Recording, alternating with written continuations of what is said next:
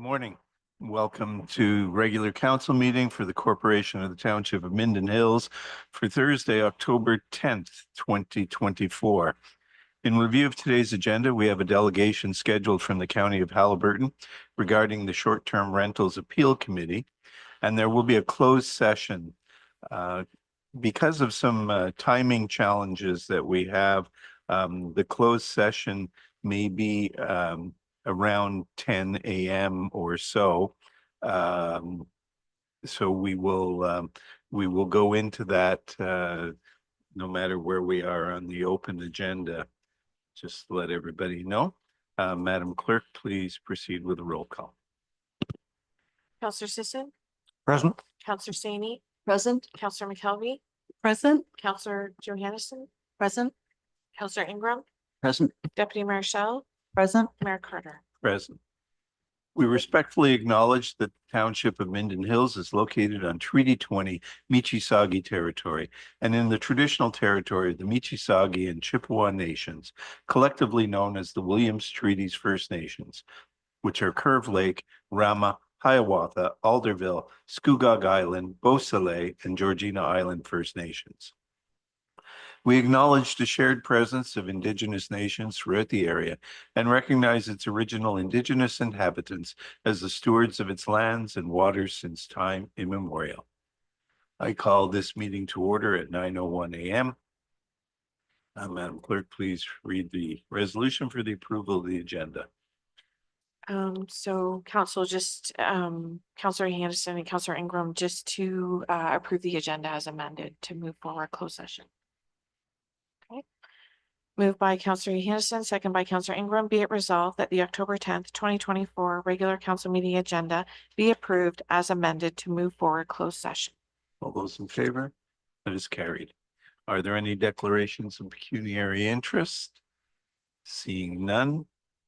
We have no public meetings, but we have a delegation, and Mr. Ovell, who's made the trip from county to us here in Minden, please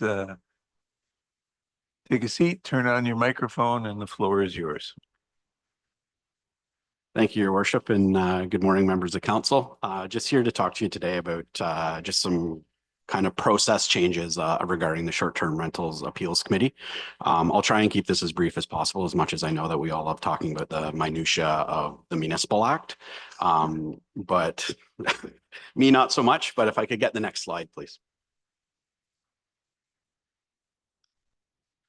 So just some background and give you just kind of where we're at with the status of the appeals committee. So this was something early on when I came to the county and they first started down the road of the short-term rental bylaw, that there seemed to be really early consensus that the county would be home, or would be the organization that would be home to the appeals committee. It could act as kind of an impartial second party, and residents would feel like they weren't being targeted if they had a history with a given municipality or jurisdiction.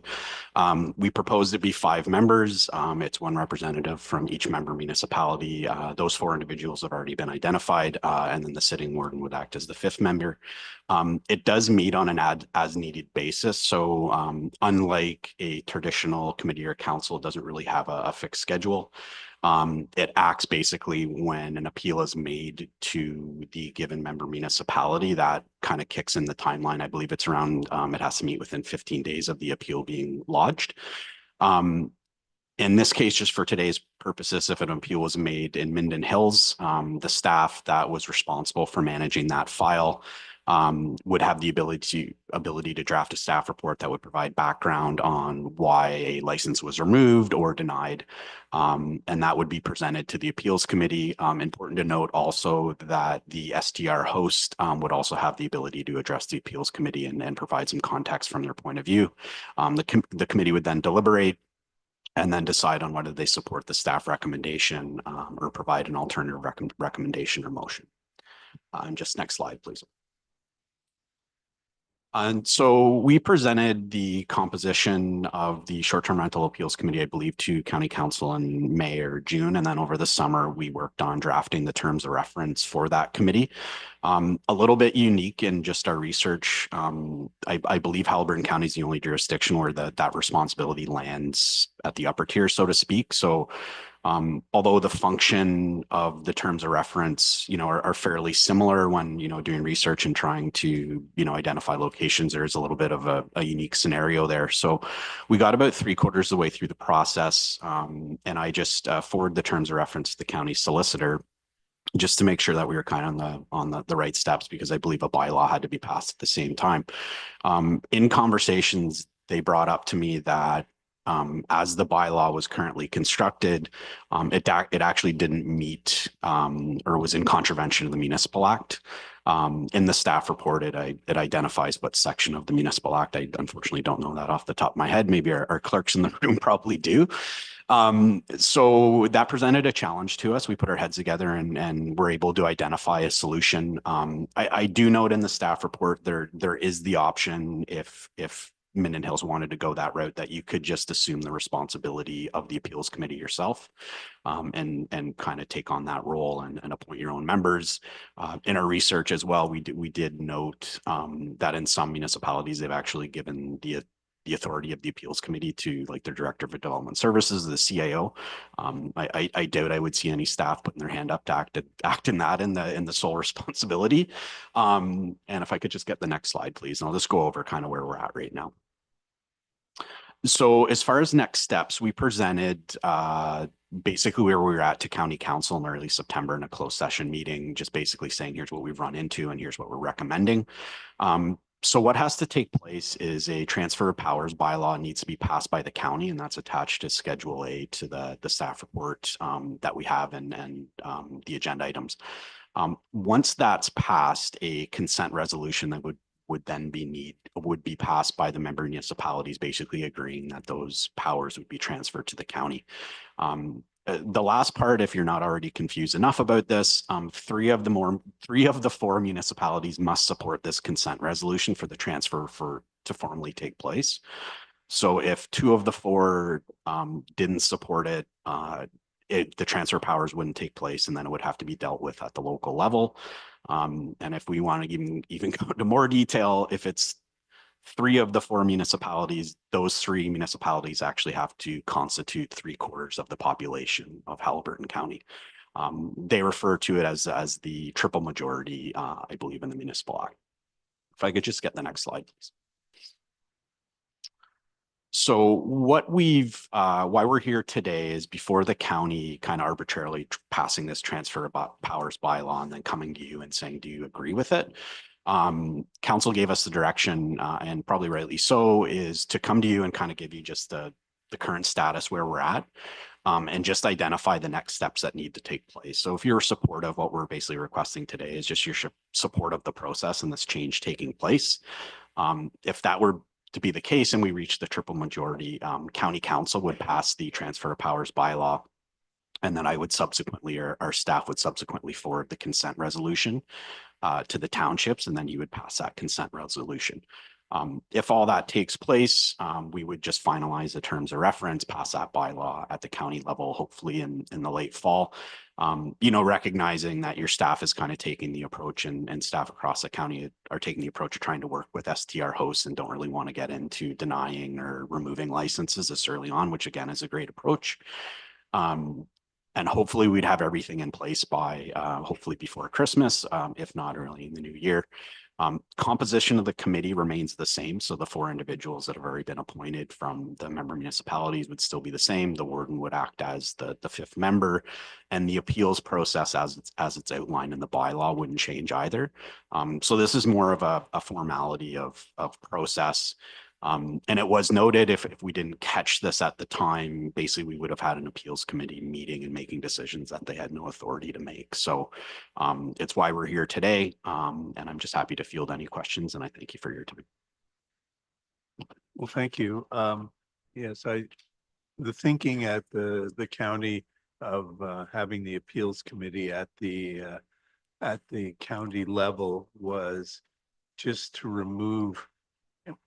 This whole area of short-term rentals has obviously been something that has caused much discussion, and because money is involved, we didn't want to be in a situation where at the municipal level, if a license was as, was rejected, that the people would say, well, it's because somebody in the town doesn't like me or whatever it is.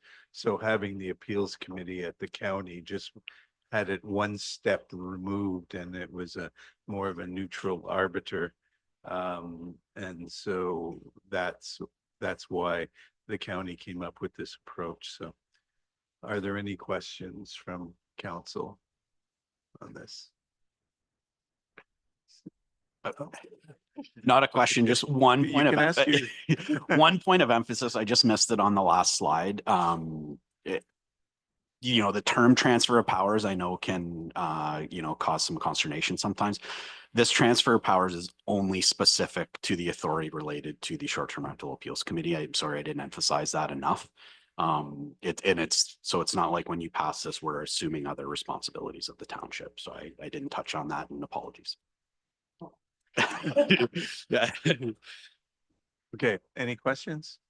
Seeing none, do we have resolution? We've received it. Go ahead. Yes. Moved by Councillor McKelvey, seconded by Councillor Saney, that council receives a delegation from Mr. Scott Ovell, Director of Economic Development and Tourism, County of Haliburton, regarding the Short-Term Rentals Appeals Committee as information. That council support the transfer of powers bylaw as attached as Schedule A to staff report EDT 01-2024. And that council support the consent resolution as attached to Schedule B for the delegation of authority to the County of Haliburton to function as the STR appeal committee on their behalf. All those in favor? That is carried. Mr. Ovell, thank you very much for joining us. Have a safe trip back.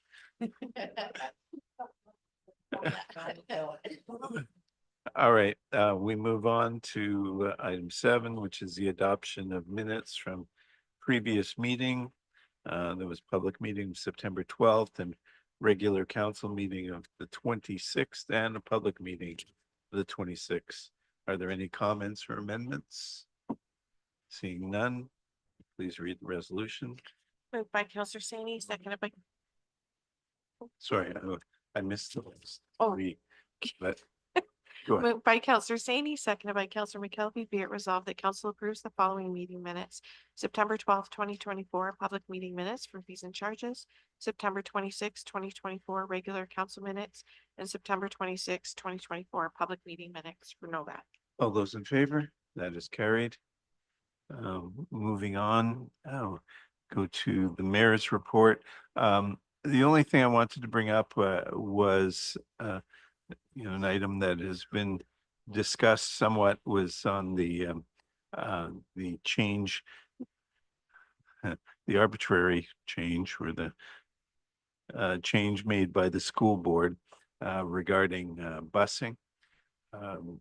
Mayor Ferry of Dysart and I have a meeting scheduled for Tuesday afternoon of next week.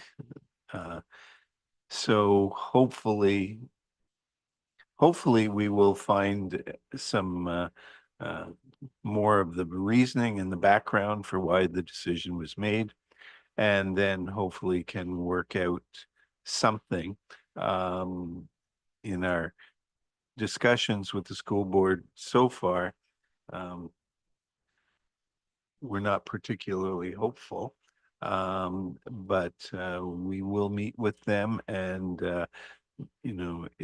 depending on our level of success there, we will go beyond that to move it up the ladder to the ministry if we do not have success. Sort of looking at this as a deadline for, particularly when the snow starts to fly, and some of these roads become more dangerous. So we are working on it. They have agreed to meet with us, and so more to come, hopefully at the next meeting at the end of October. Sorry. Could I just add something to your mayor's report that Sure. would happen at county yesterday? Supposed to go into closed, then we ended up doing it open, but Jim Pine came and did a presentation on open and closed meetings in Ontario municipalities. And it was very interesting to listen to what he said, what what the criteria was for meeting of each thing. And I just think that all members of council should click onto YouTube and watch that because it was very well done.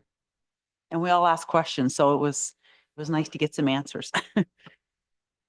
No, well, yes, it was very good. And, you know, it's, there are a lot of questions about that. And, you know, there's been lots of court cases and lots of ombudsman's rulings, regarding that. And the, you know, the, le- the, the lesson of the day is be open unless you absolutely have to. Anyway, I would concur, and please, take a look at that. Moving on to, Roma Board. Yes, thank you. I reported on our last meeting at our last council meeting.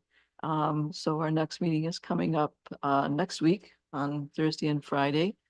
Just to mention, I'll probably also be going to the Democracy Project meeting on that weekend, which is, I'll do that on my own behalf, it's a project of AMO, and Roma has been supporting this democracy project. I think it's going to be really important as we watch how the world turns, and very excited about Roma being part of this initiative that AMO has taken on. So that's all I have to report, and I'll let you know what happens at the next meeting as we plan for our conference in January. And all your feedback has been greatly appreciated for conferences coming up in the future, so they'll be taken into consideration. Thank you. Going on to correspondence and communication.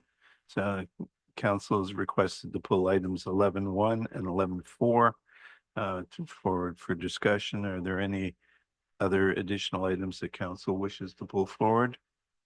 Seeing none. Moved by Deputy Mayor Shell, seconded by Councillor McKelvey, that council directs staff to pull forward the following items for discussion. 11.1 Roma 2025 Annual Conference and 11.4 AMCTO Provincial Updates to the Municipal Elections Act. Those in favor? That is carried.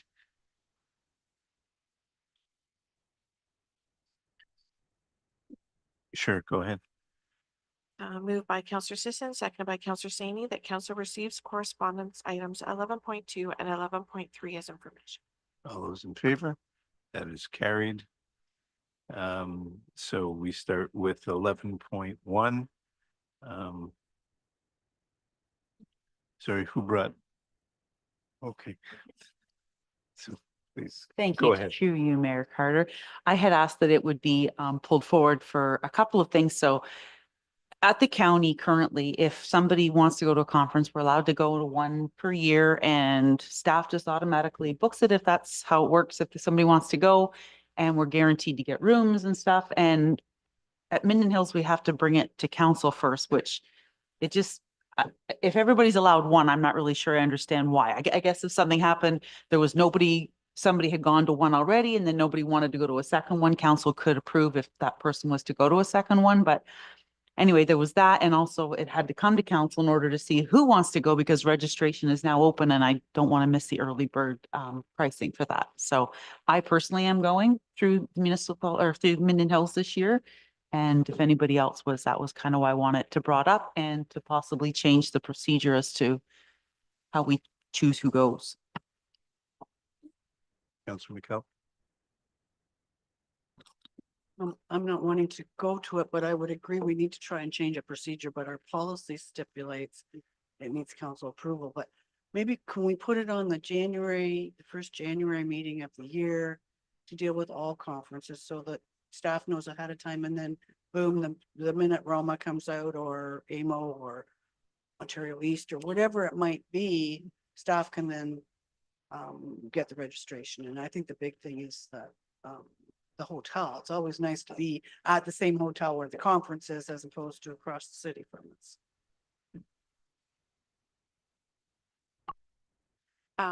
Yes, absolutely. We also have a report coming forward, I believe, to the next meeting with the rest of the conferences, just to seek council's interest for those. But I think that's what we are going to strive for, is one report, all the conferences on, just take care of it, and put it to bed so we can go ahead and get those registered and make sure that council gets the hotels that are closest to the conference, if not within where the venue is being held. We also had Councillor Johansson. Do you still want to attend that conference as well? So we have 2 members this far.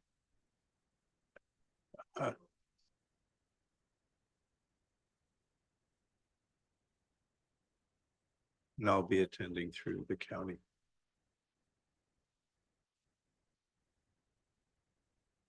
Councillor McKelvey? So I know, was either last year or the year before, you had additional costs that we ended up having to do a resolution after. So I just want to make sure we don't run into the problem where Roma doesn't cover all of it, or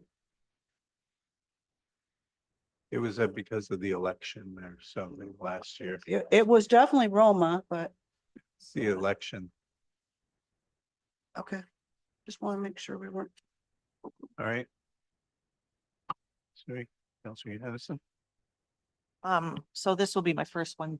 I'm going to, how do we do this, sir? Do you do it? Just show up and tell them who you are. So the other issue is that the county, we have started to come up with any delegations.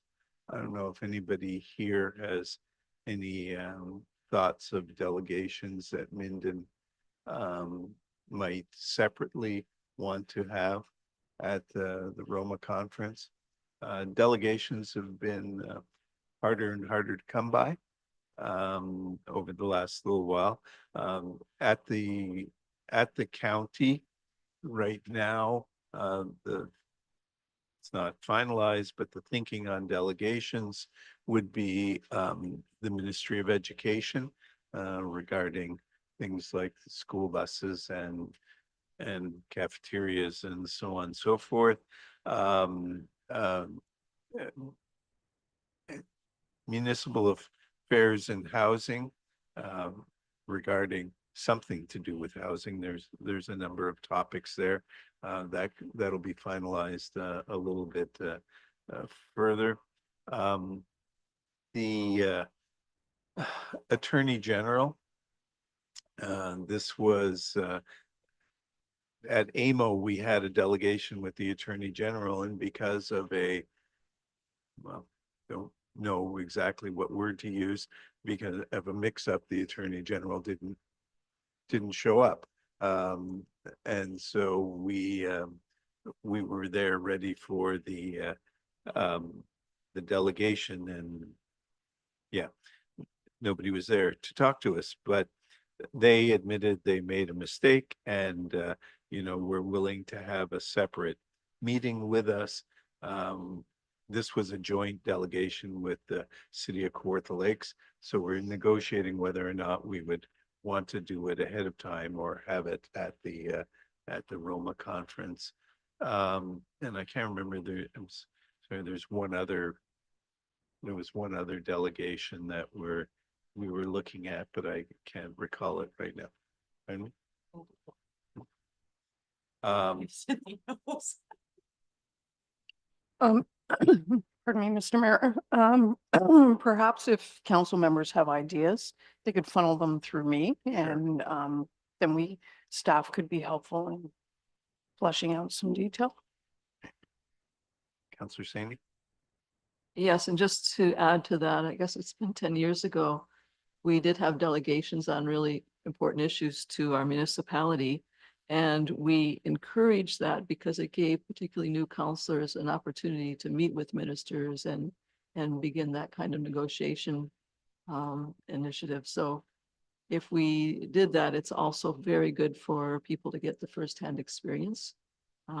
So I know there's a lot of critical issues, and one of them being our funding model for municipalities. If the county's not doing that, I would hope that we would cover that one. So thank you. It's I think there are a lot of municipalities who have that same thinking, and just have the delegations for the purpose of being able to meet with ministers and so on. And I think that's why it's been more difficult to get delegations with the ministry. Go ahead. No, I think we don't want to not do that because squeaky wheel gets the oil. And if they hear from one or two municipalities on a topic, it's important that they hear from all municipalities, even if we are turned down for a delegation. It is extremely important to put into writing what our concerns are, and that gets delivered to them. The other thing I might also add to that is, at one point, we had some group work between the lower tiers and the upper tiers. So if you had a county meeting, sometimes the lower tiers would also attend that delegation, if not just for experience, also maybe for something unique to say from that municipality. So, you know, to coordinate some of this stuff going on between our upper and lower tiers would also be suggested if we're doing a lot of these issues through the county, that the lower tier people, particularly first time people going to these conferences, would have the opportunity to attend. Thank you. Okay, any other questions? We have a resolution. So just a mover and a seconder, and basically it's just to receive the correspondence for the Roma Board Conference, and that council authorizes the following members to attend: Councillor Shirley Johansson and Deputy Mayor Shaw. So but I need to move for a second. Okay.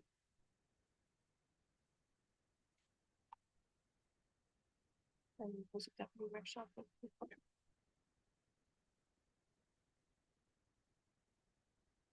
And you're going to bring up in January, we're going to. Well, I think staff, I mean, it's up to council. We can put that in. Yeah, fine. But If you don't need it, that's fine. we've already. Okay. did it. All right, that's good. Okay, moved by Councillor McKelvey, seconded by Deputy Mayor Shell, that council receives correspondence 11.1 Roma Board Conferences information. And further, that council authorizes the following members of council to attend: Councillor Shirley Johansson and Deputy Mayor Shell. All those in favor? That is carried. Moving on to provincial updates to the Municipal Election Act. Who brought that? I asked for that to come forward too, just to make sure that it didn't just slip through with the rest of the correspondence, and that perhaps our clerk would like to speak to it. Be happy to through you, Mr. Mayor. So this is just, well, it's not just, it's quite a bit of work that AMCTO has collaborated on to put forward recommendations. The document is very lengthy. It's 41 pages of recommendations and descriptions on how there are some inaccuracies with legislation that clerks use in order to run elections. These inaccuracies or gaps actually affect any body that participates in an election, right from voters to candidates to contributors for campaign finances and so on and so forth. So, you know, I think it's very well written, and I do request council to support the resolution. I have one drafted here that AMCTO has put forward. Happy to answer any questions if I can. Are there any questions? Councillor McKelvey? Not so much a question, just I really, really hope that the province acts on this, but in a timely fashion and not their usual process of a few months before the election. All of a sudden, here's the new rule book. So I would really like that part of this reinforced, that any of these changes be done as they've asked in 2024. Absolutely, and it's actually indicated they have a time. You know, I think one of their first two recommendations speaks to the fact, you know, that it's a 30-year-old piece of legislation, that timelines are very important to amend and make these changes in an orderly fashion so that the elections can carry out appropriately. Any other questions? Please read your resolution. So I may ask for a mover in a second there. Councillor McKelvey, Councillor Ingram.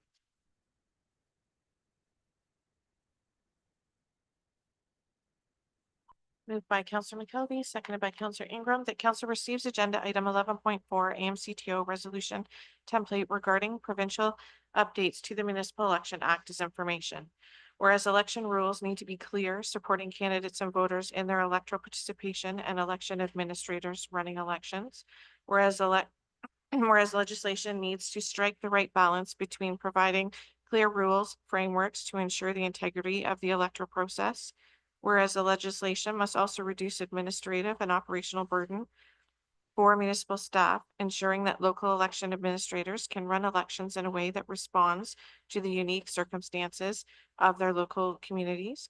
Whereas the Municipal Election Act 1996, MEA, will be 30 years old by the next municipal and school board elections in 2026.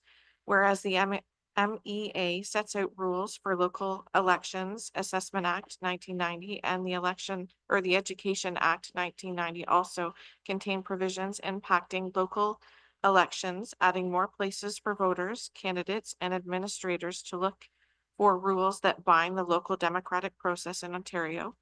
Whereas the rules across 3 pieces of legislation and the MEA containing patchwork of clauses where there are interpretation challenges, inconsistencies, and gaps to fill. Whereas the acts can pose difficulties for voters, candidates, contributors, and third-party advertisers to read, to interpret, and to comply with, and for election administrators to enforce. Whereas while local elections are run efficiently and effectively, as can be within the current legislative framework, modernization and continuous improvement is needed to ensure the act is responsive to today's needs and tomorrow's challenges. Whereas to keep the public trust and improve safeguards, the act should be reviewed considering the ever-changing landscape which impacts elections administration, including privacy, the threats of foreign interference, increased spread of mis and disinformation, and the increased use of technologies like artificial intelligence and the use of digital identities. Whereas AMCTO reviewed the act and has provided several recommendations, including modernizing and legislation harmonizing rules, streamlining and simplifying administration. Whereas AMCTO put forward recommendations for amendments ahead of the 2026 elections and longer-term recommendations for amendments ahead of the 2030 elections. Therefore, be it resolved that the Corporation of the Township of Minden Hills calls for the province to update the MEA with priority amendments as outlined by AMCTO before summer of 2025 and commence work to review and rewrite the MEA with longer-term recommendations ahead of the 2030 elections. And be it further resolved that this resolution be forwarded to all municipalities in Ontario for support, and that each endorsement be forwarded to the Minister of Municipal Affairs and Housing, the Minister of Education, the Minister of Public and Business Service Delivery, the Minister of Finance, the Premier of Ontario, and MP Laurie Scott and AMCTO. And please don't ask for that to be amended. What was the 12th warehouse? Yeah. All those in favor? That is carried. Thank you, Council, for your support. Okay, moving on to department reports. Mr. Timmons is going to remind us that the seasons are changing.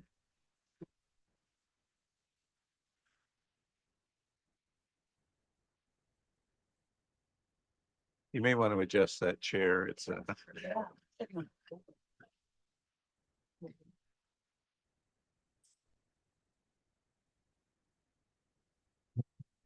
The floor is yours. Thank you, Mayor Carter. Good morning, council. If filling the sand domes didn't tip you off, this report should. Winter maintenance is around the corner. This is a revised annual maintenance agreement between the Haliburton County and the township. We mostly take care of Deep Bay Road, which is County Road 2, as well as Horseshoe Lake Road, which is County Road 20. I have adjusted the rates to adjust for inflation, as well as the sand rates for the tonnage rates for 2025, as well as additional services, the ice blading, pulverizing, and pickup plow. That's not something we've used a lot, but those prices have all been adjusted as well for inflation. Attached is the agreement itself, as well as the authorizing bylaw. There's not a whole lot to it. Any questions? Councillor Singh?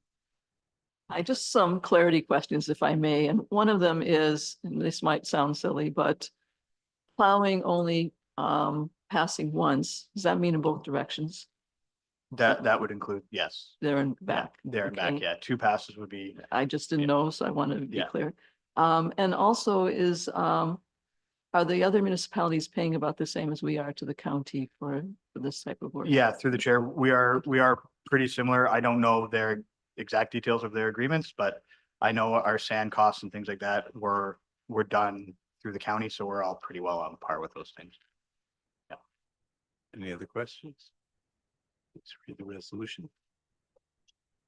Moved by Counselor Sani, seconded by Counselor McKelvey, that council receives report 2418 roads winter maintenance agreement, County of Halliburton as information. And further that bylaw 24111 be referred to the bylaw section of the agenda for approval to authorize the mayor and clerk to execute the agreements. All those in favor? That is carried. Now moving on to Scotch Line. I think it's the front one.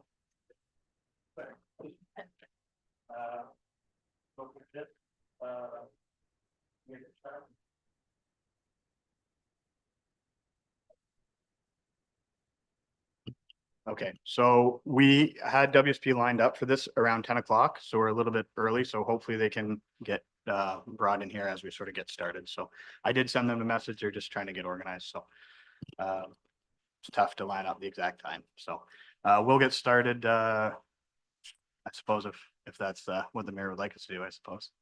Please start. Scott. Okay. Good morning, council. The purpose of this report is to provide council with an update on the Scotch Line Transfer Station project and seeks approval for additional costs to be included in the 2025 capital budget.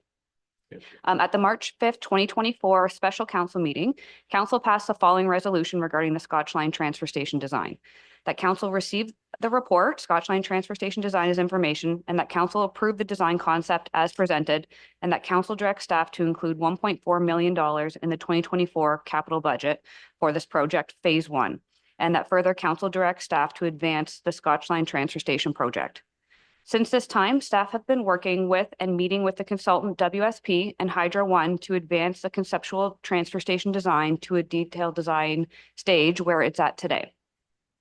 The 90% detailed design includes the following key items: 80-foot scales to accommodate larger vehicles with utility trailers.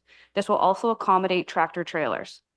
It also takes into consideration any possible future operational changes that would require longer scales. During design discussions, staff felt as though looking at long-term planning was extremely important and fiscally responsible. It also includes accessible wheelchair ramps in accordance with AODA. There's lighting requirements as well as design specification documents. These are engineered focus and include concrete, site works, mechanical, thermal, and moisture protection. And lastly, it includes electrical site plan. The transfer station capital cost estimate following the completion of the 90% detailed design is $1,710,000. A capital cost estimate summary has been provided. The preliminary construction cost estimate received in March of this year was $1,166,700. To provide further context with regards to cost estimates, definitions of the two types of estimates have been outlined in the report. Preliminary or conceptual cost estimates. So these estimates are used in early phases of projects, often before design documents have been completed. A preliminary estimate is usually based on the costs experienced on similar projects and have been recently completed. So this is in line with the quote that we received in March of this year. Detailed estimates involve breaking down the project scope into smaller unit prices that can be priced individually. And this is what you'll see in the summary today. It includes costs for materials, equipment, and labor required to complete the project. Adding these gives a total project cost, and in order to provide a detailed estimate, a complete design is needed so that an estimator can quantify the exact work that is required. The additional $710,000 that staff are requesting takes into consideration the following. So an additional $543,300 for the transfer station construction costs based on the 90% detailed design cost estimate. HST in the amount of $30,096, and that includes the rebate. and also a 6.92 contingency of $136,604. So typically a minimum 10% contingency is included in cost estimates. However, staff used a lower number in this event in a conscientious effort to keep costs at a reasonably low cost as possible. So staff also wanted to ensure a well-rounded number for simplicity purposes.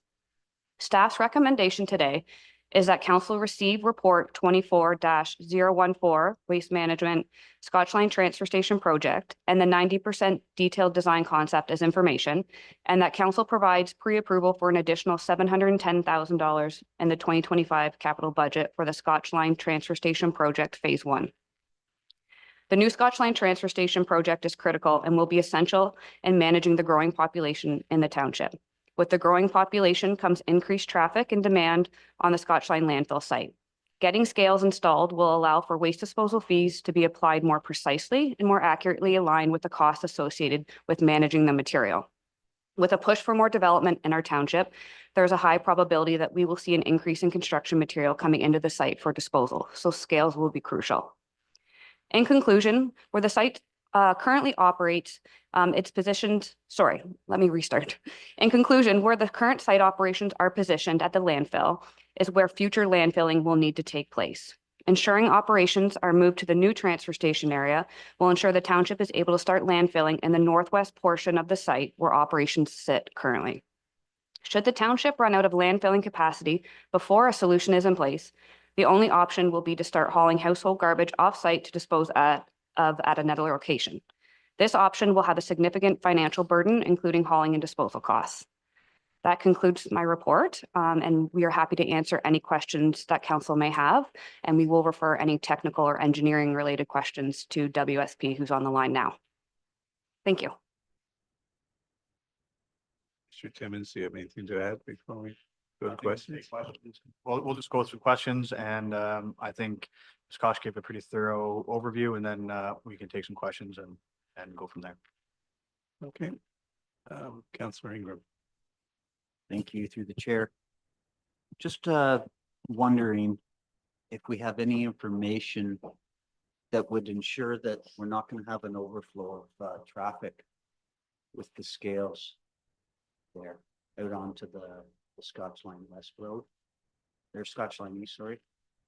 I'm just concerned that we don't have, or we do have. I just want to know if we do have, or if it's been talked about. Thank you.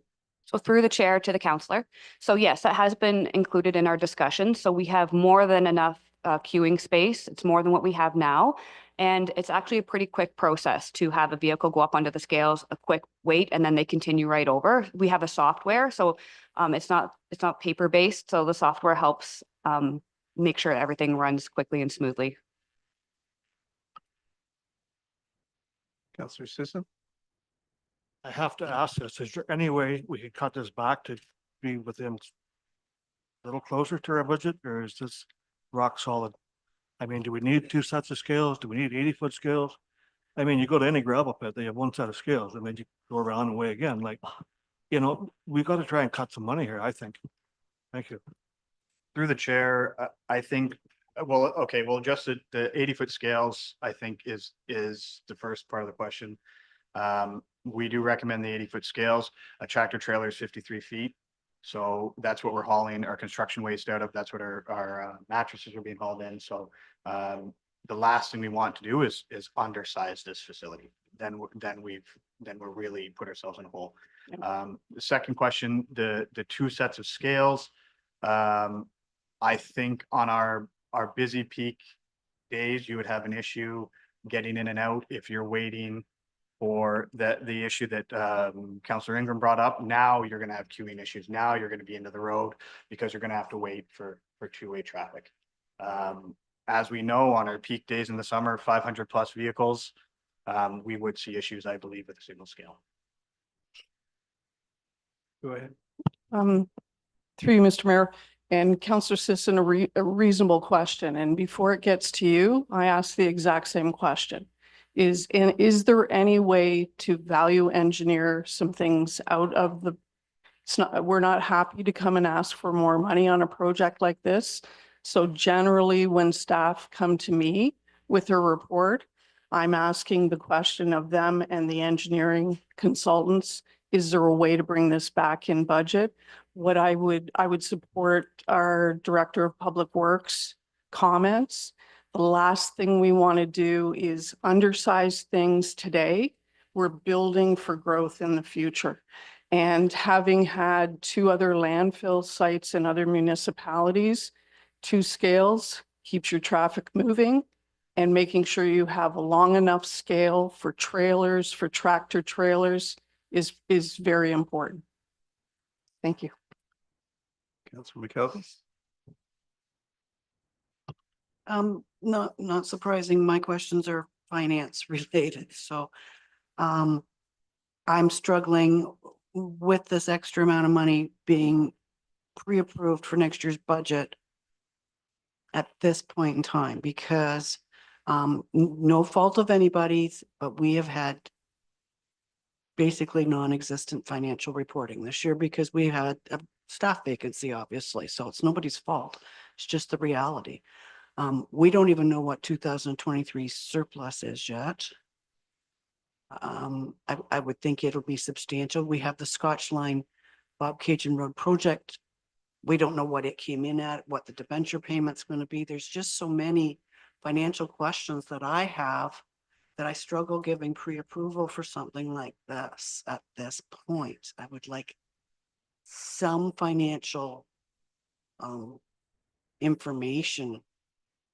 The other question I have here is the electrical. It's not at the 90%, I don't believe. It's just at 30%. Is that? So through the chair to the counselor, I think that was maybe not made clear in the report. So it is also, everything is at 90%. So what we had back in March was a 30% electrical design. So that has now been advanced to the 90%. So the entire project is at the 90% detailed design. To get it to 100 will just involve the site plan application and the building permit. Mr. Saini, first. Thank you, through the mayor. Just want to get an idea of the longevity of the site. I know it's going to last longer than me probably, but as we're looking at amortizing this over the number of years, I think that's an important consideration. If we invest now and do it right, it can lower our costs in years to come. So do you have kind of an idea of the longevity that we're looking at, or maintenance costs or site equipment, why we're getting the better of the equipment instead of the stuff that needs repaired? Any kind of thinking about that at this point? Thanks. Through the chair to the counselor, with your comment on maintenance, I don't know if we really touched on it in this report, but we did at the onset of this project reviewed maintenance costs, and they were not significant. I don't have a number, but it was not out of this world that we couldn't handle. Sure, if you have. Sure. So through the chair to the counselor. So that was included in the March report. So the annual software costs are estimated at about $6,000. The annual scale calibration that will be required and maintenance costs are estimated to be about $3,000 per year. And then the annual hydro costs are estimated to be approximately $2,500.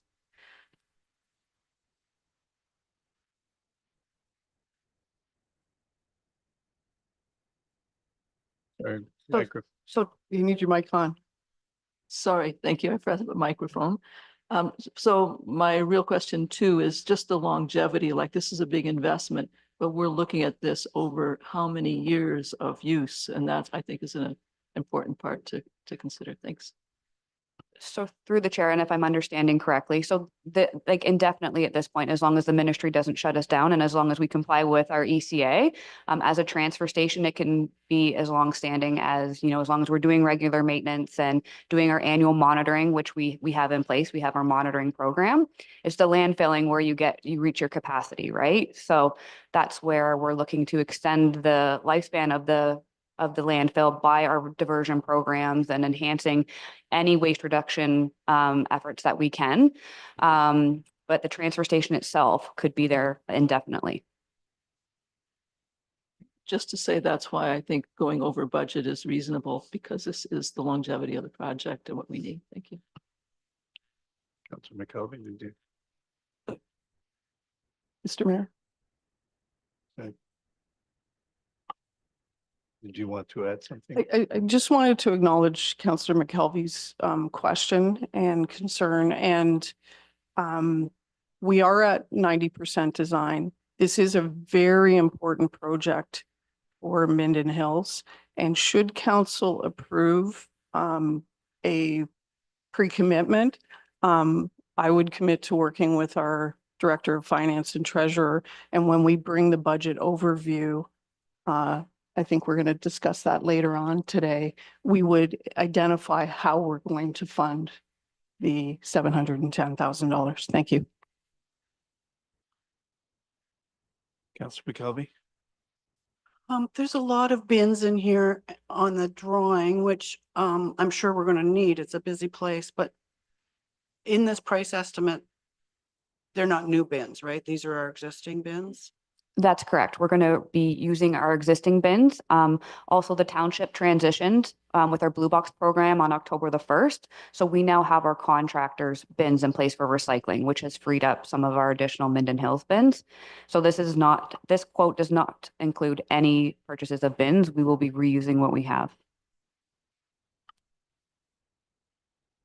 I have a couple of questions. One, of this changing budget, like what's the driving area that's caused this, the change in costs? So through the chair, some of that was the 80-foot scales, as previously mentioned. And it's also just getting into the details of the site works, like the trenching for hydro, the grubbing. I guess there's a lot of site works itself that needs to be done as well. And then some of the hydro connections, those types of things.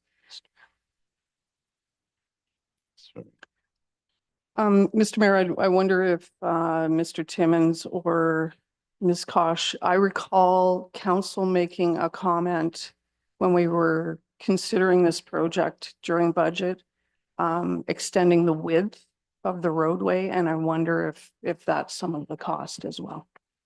Yeah, through the chair, that is one of them. There was the bypass lane. We did expand that by 1 meter.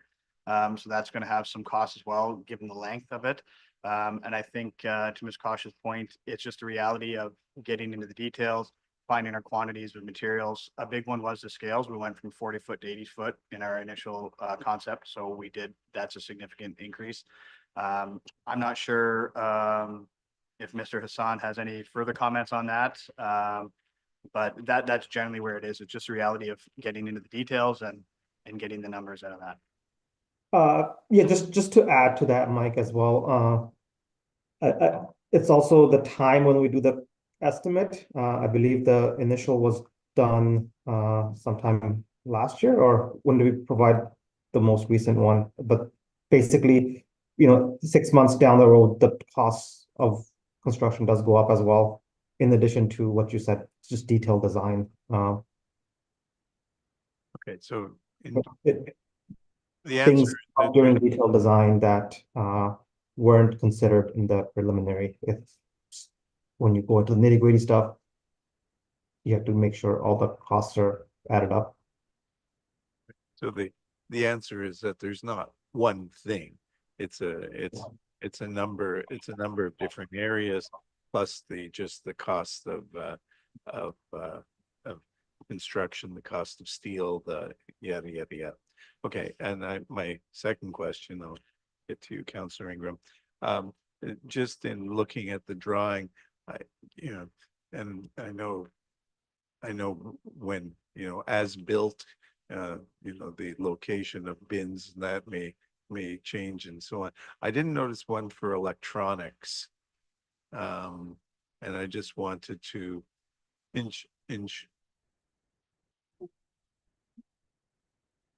Sorry, that's an acronym for waste electronics. There's more to it, but just to simplify it, yeah, that's the electronics recycling.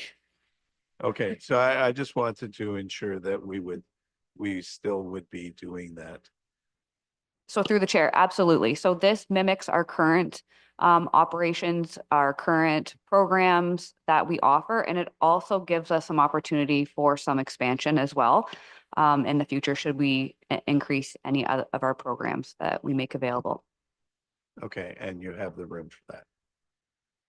You feel, Through the chair, I feel we have some wiggle room for sure. all right, so after we finish wiggling all these things in, Councillor Ingram? Through the chair. Have we anticipated any blasting that may come along in this project? Because there's a lot of Canada up there. Do we know that? Have we done test holes or anything like that? Through the chair, I'll answer and then I'll put it over to WSP if they have any comments as well. This plan specifically works around the rock to avoid blasting, if I'm correct with that, Ishrak? Yes, that's correct. This design was based on minimizing excavation and earthworks using the existing ground contours as best as possible. But during construction, we do have a provisional item in the contract for minimal blasting if required. But again, if something like that were to encounter, we'll try to avoid blasting and work around that if possible. But that's something that we won't know until we get shovels in the ground. Councillor Sisson? This brings my concern again, like how much more is it going to be before we're done with this? I mean, we're already 50% over our budget. How much more are we going to be over before the project is finished? That's my concern.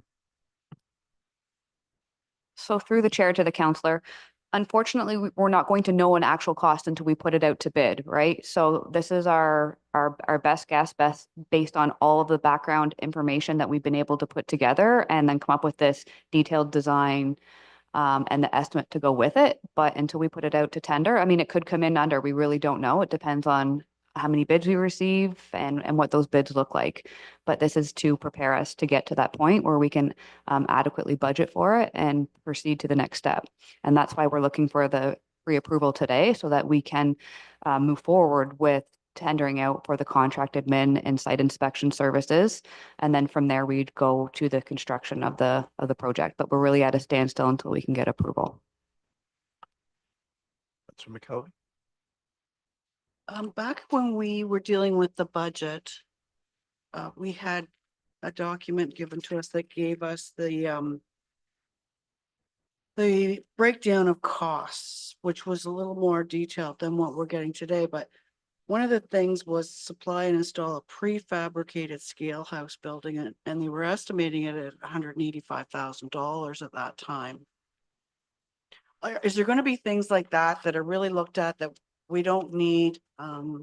We don't really need a really fancy building here. That this needs to be basic. Mm-hmm. So I don't know what the new scale house price is because this doesn't provide it to us, but it just seemed like an awful lot of money for a scale house at the time, and I don't know what it is now. So through the chair to the counselor. So that has definitely been taken into consideration by staff. We're not looking for anything over the top. We're looking for it to suit our operational needs today and into the future, nothing beyond that. So that was one of the items that we were able to bring down substantially in price after further discussions with looking at what our needs may be for the actual scale house itself. So I can quickly go through here, but I believe it was at least cut in half. So, but all of that has been taken into consideration. Staff have been very diligent to make sure that we're making any cuts that we can, and that's where we're at today. Is we're bringing you like the bare bones of what we need. Councillor McKelvey? So what I was looking for was some more savings here. Obviously, you've already brought this down and have considered all these things. So I was still hoping we could do something to bring this down, but it sounds like you've already scaled it back, which, congratulations that you took that initiative. But I'm still struggling with doing a pre-approval of this much money without some financial reporting. Something, just, do we know what our what our costs are gonna be for the culverts. We're supposed to tender, or we're supposed to borrow money for that. We're supposed to debenture for Scotch Line, Bob Cajun Road. What are those impacts to our budget? There's gonna be a payment that's gonna be a direct hit increase. It's- So through you, Mr. Mayor, I think you have two options today. You can either approve the pre-approval, and as part of our budget meeting in November, we will indicate how we're financing this pre-approval, or you can defer this project and it stops. It's at a standstill. We don't move ahead. Costs may be more months down the road. So that's the dilemma that we're in. We'd love to keep this project moving, get it out to tender. As Ms. Kosh has said, we're giving you what we believe will be the ceiling. We put it out to tender.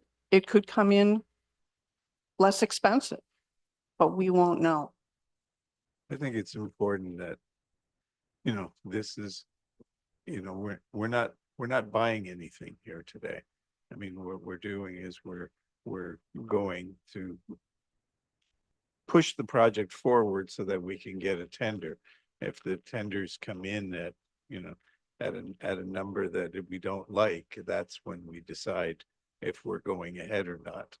So this is just a matter of saying, okay, this is the latest number that we have, and we'll go out to tender, see what we get, and then decide how we go forward. The fact of the matter is that our present situation is not something that's sustainable. We're building something here for the next couple of decades at least, and it's a responsible thing to do for the municipality. So as far as I'm concerned,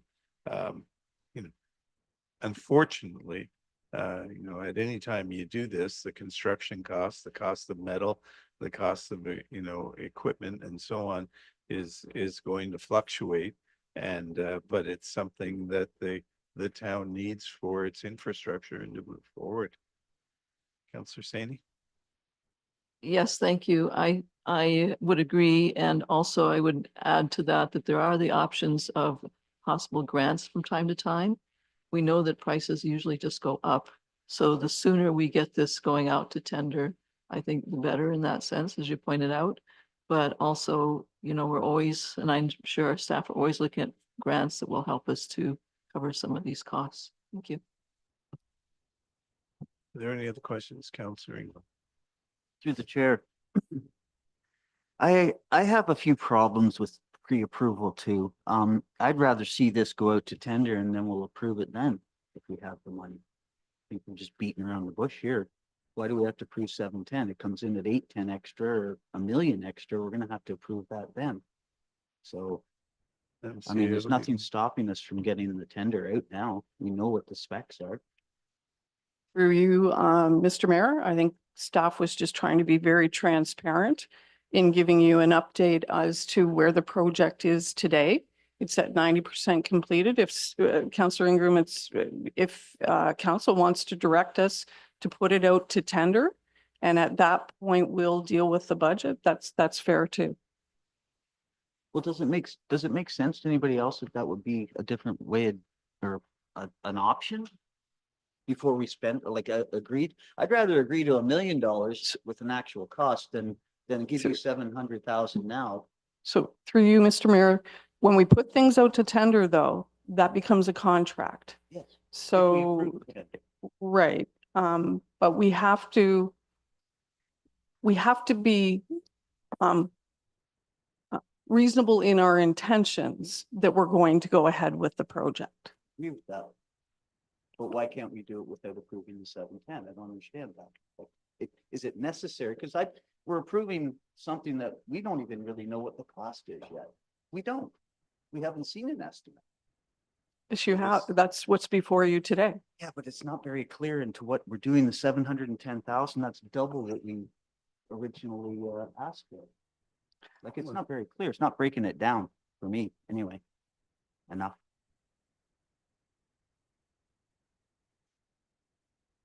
Go ahead. So through the chair, I appreciate where you're coming from, Ivan, and that would make things a lot easier. Sorry, Counselor Ingram. However, I would have concerns from a legal perspective if we were deemed to be fishing for quotes.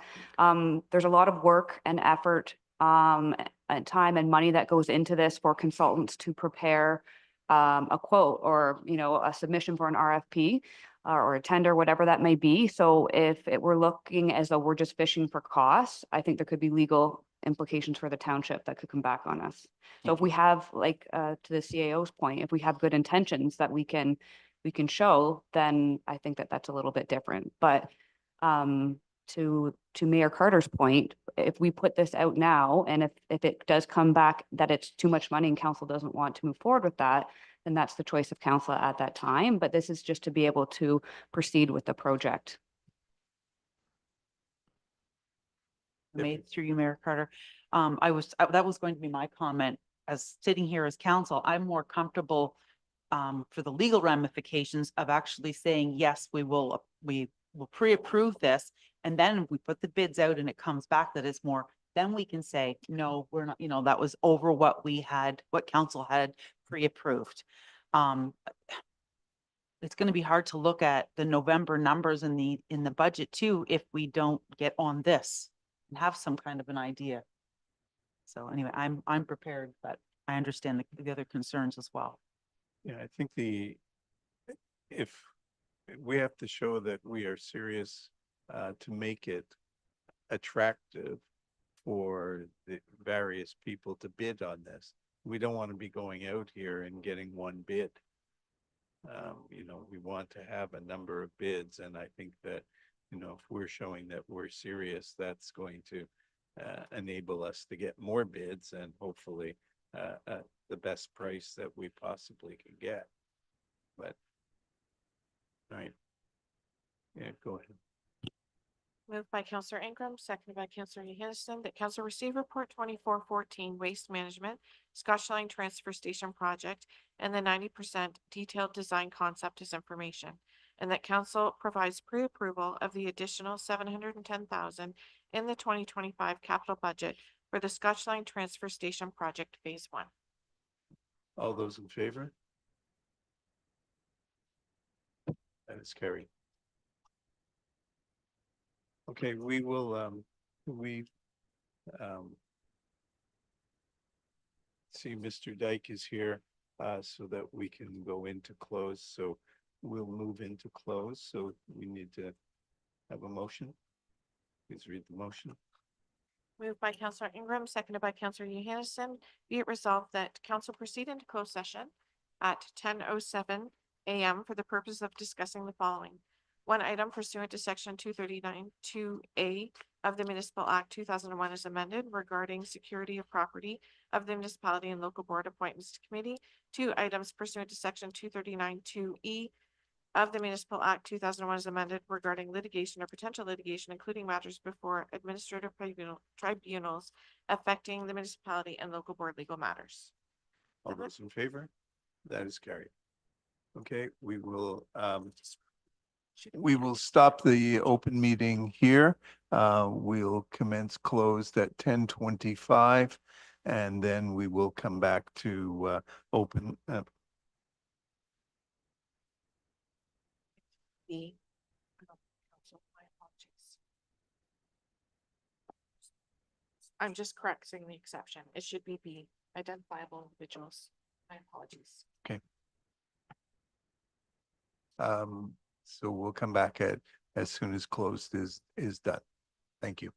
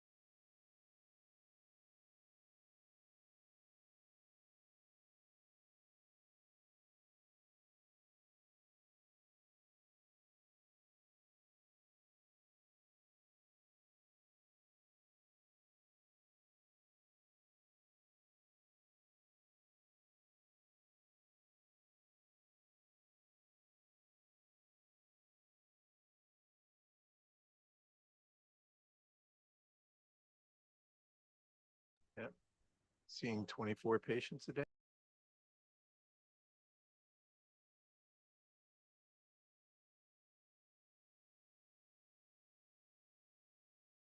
Welcome back. We will go back to resuming open session. Madam Clerk, please read the resolution. Moved by Counselor Hannison, second by Counselor Ingram. Be it resolved that the closed session adjourn at 11:45 a.m. and open session resumed. All those in favor? That is carried. So we do the report from closed session. Moved by Counselor Saney, seconded by Counselor McKelvey. Be it resolved that direction given in closed session be approved. All those in favor? That is, Move. Oh. So we have a resolution coming out of closed session. If council is amenable, we'll pass the resolution to receive the County of Halliburton's report regarding community member selections to the Halliburton County OPP Detachment Board. And to ratify the Halliburton County's community membership selections to that board. Counselor Saney? Could I have a registered vote? Or A recorded vote? recorded vote? Thank you. Absolutely. Okay, so I'll we- read the motion. Did we have a mover and seconder? No, I need to move it. Have a mover and seconder, Counselor McKelvey, Counselor Ingram.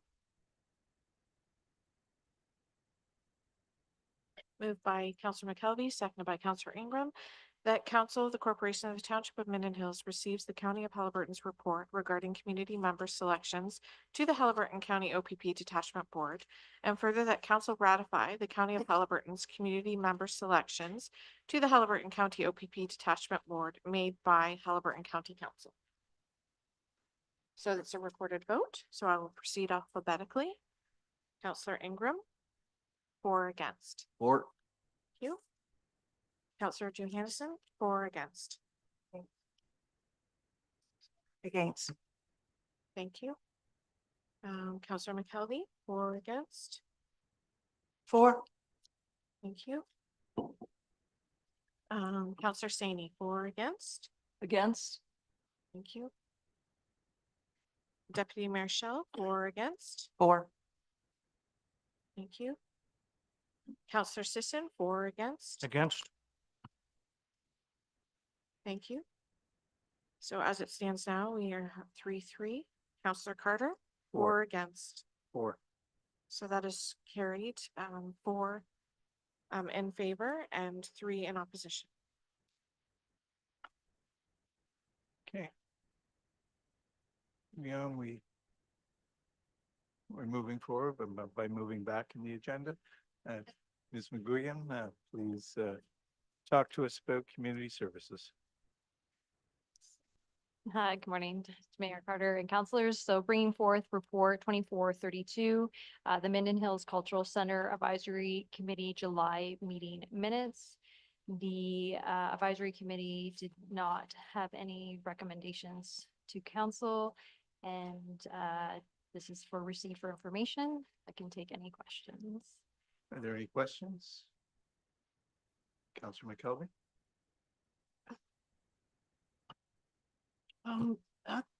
Section 5.4.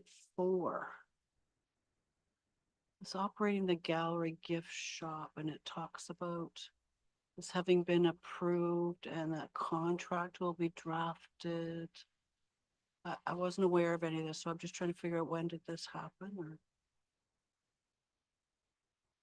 So through the chair, so my understanding this for the gallery gift shop, this was before my time that this direction was provided to move forward. They're just getting to this point of moving into the direction.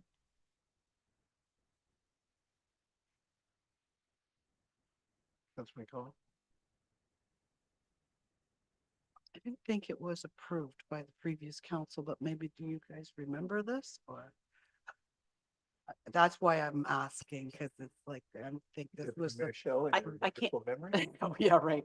I can't say that I actually remember, but I do know that there were some concerns in the past with people who had their stuff in the gallery, that because of the township, the way that the accounts have to be approved and payments and things, that it was delayed, but and we were looking for an alternative, so perhaps. No, I know that. That's what I'm saying. Yeah, because what happened is that the people would put the stuff in the gift shop and sell it, and then that municipality though would gather the money and then disperse back to the people who were selling the item. And there was a delay and issue with that. And I know we were looking at at an alternative. So Microphone. I think that's what we're doing is we're buying the inventory from the artist outright and then we sell it. And if we have too much, then she'll have to deal with that, or the staff will have to deal with that. But this takes out the need to have to wait and pay the artist. You're paying them as soon as you purchase the inventory. Councillor Sini. Yes, I remember when this came before the previous council. And there were a lot of changes that we made and how we worked with the foundation at that time. And one of the agreements, I recall the same as Councillor or Deputy Mayor Shell, in that the cultural center was going to oversee the gift shop. And it was a beneficial way of approaching it, both financially for us as well as for them. And so it was a mutual agreement, and everybody was very happy with this arrangement. And we hope that now that they're making some proposals on what they're going to move forward with this, ultimately the money always comes back to supporting our cultural center. So it's great to have the foundation taking that work over. Thank you. Councillor McKelvey. I'm just asking clarification here. I'm not trying to do anything that's gonna get the foundation all mad at me in the next week's paper, but it says that they're getting the revenue. So that's why I'm confused. So we're buying this, but then we sell it and give the revenue to the foundation? Am I reading this wrong? It says the Minden Hills Cultural Center will process transactions and deposit the revenue, and then it'll be allocated to the foundation. Perhaps we could get a fuller. Perhaps we could get a fuller explanation at the time that we have this contract brought before us. And then that'll explain the whole thing. Councillor Singh. And just to say that's there to answer Councilor McKelvey's question there. We have staff sitting there right next to the gallery whenever it's open. So they're just overseeing some of that on their behalf. That will go then to the foundation, which eventually comes back to the cultural center. Anyway, we'll get the contract. Will have to be ratified here, and we'll get a full explanation of what it is. You have another question, Councilor McKelvey? I know that at a previous meeting, it was August 29th, that the minutes of the June 11th meeting came, and I had asked for the financial information that had been handed out at that meeting. I still haven't received it, so. And then I also have a question about the Bailey barn. Is this gonna go ahead and get some kind of a professional in there to do this $5,000 expense, or is this yet to be, like, is this a recommendation to us, or is this something they're just gonna go off doing, or? So through the chair, this was just bringing the information. So the information was for the chief building official to look at the Bailey barn, and that recommendation was to have, we would need a structural engineer. So that information was brought towards the advisory committee. They have taken in that information, and this is just letting you know what was discussed. Nothing has been recommended to council to move forward with anything at this time. Okay, any other questions? Let's read the resolution.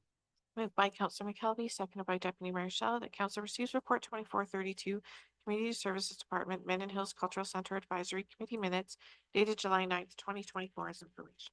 All those in favor? That is carried. Thank you, Ms. McGuigan. Ms. Doherty, I believe you're up to talk about source water protection.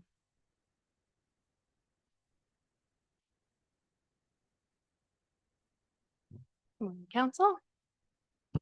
Through you, Mr. Mayor, so report 24-077 is for hopefully awarding the risk management official and risk management inspector consulting services.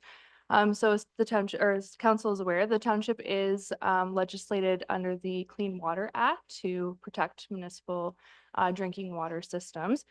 And in order to do so, we are required to follow the source water protection plan. That plan outlines several responsibilities, many of which fall to the township itself. Some of those responsibilities are certainly easily accomplished by staff. So annual reporting, education, ensuring signage on roads.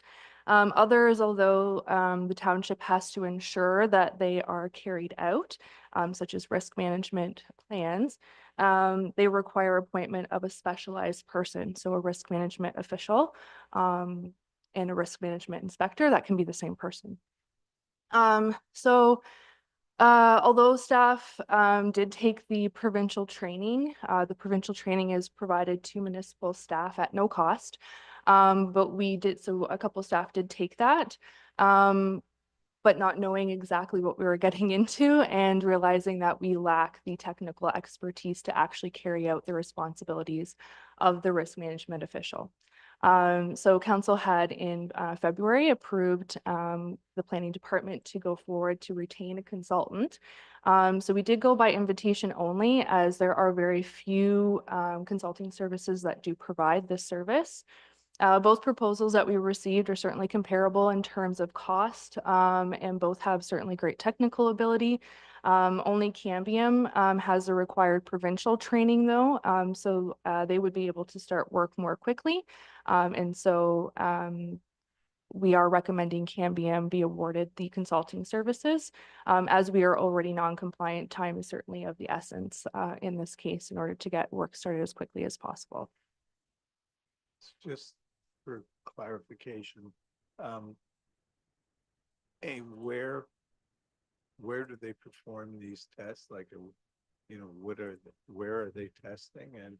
And is this something, does Aqua provide this type of service at all? Through you, Mr. Mayor. So no, Aqua does not provide this service. We did ask Aqua as part of the invitation, but they confirmed that they don't provide this service. So it's not actually testing. So this is property specific. It's based on the use of the properties. So if a property has a use that is considered a drinking water threat, so for example, oil tanks and basements are considered a drinking water threat.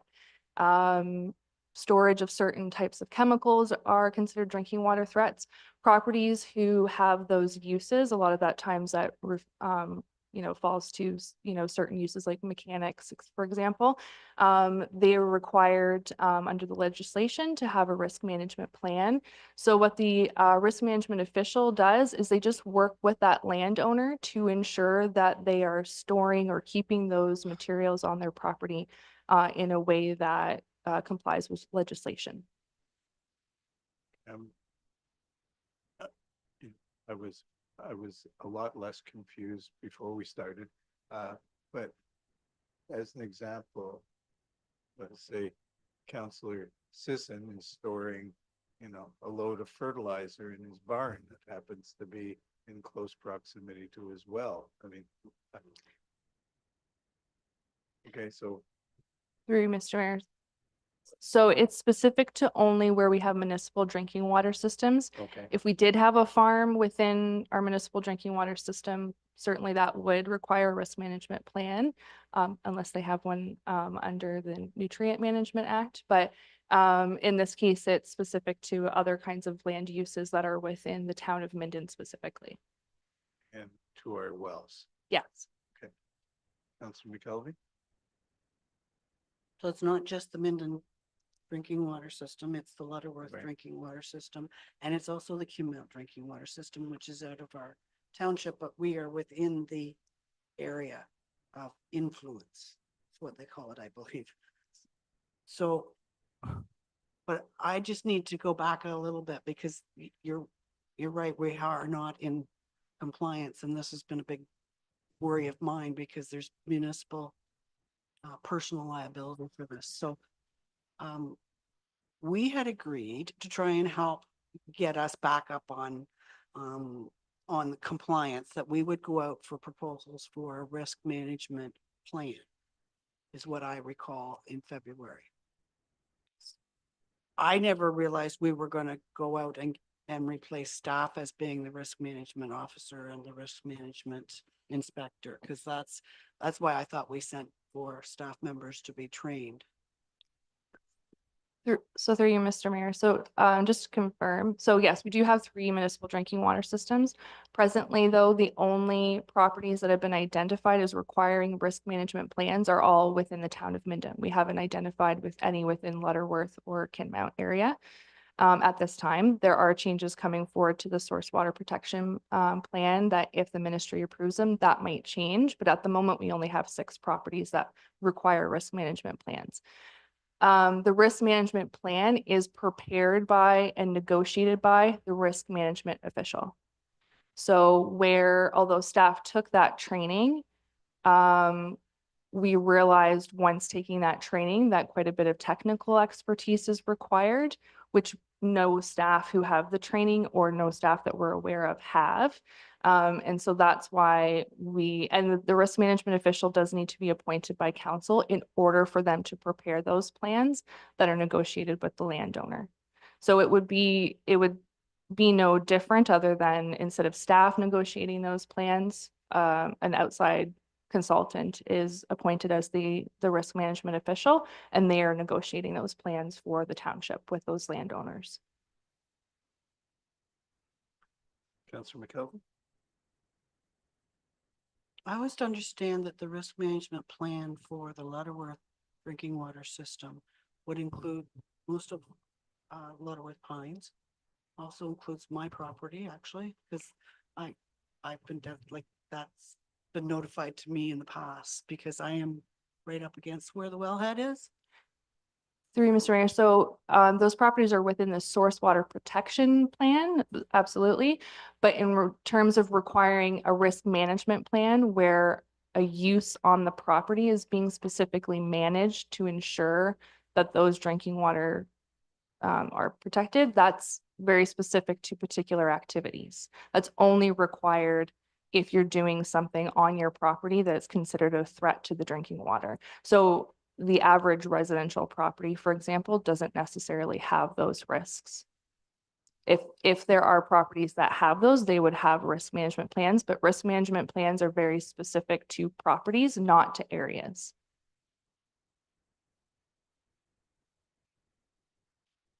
Any other questions?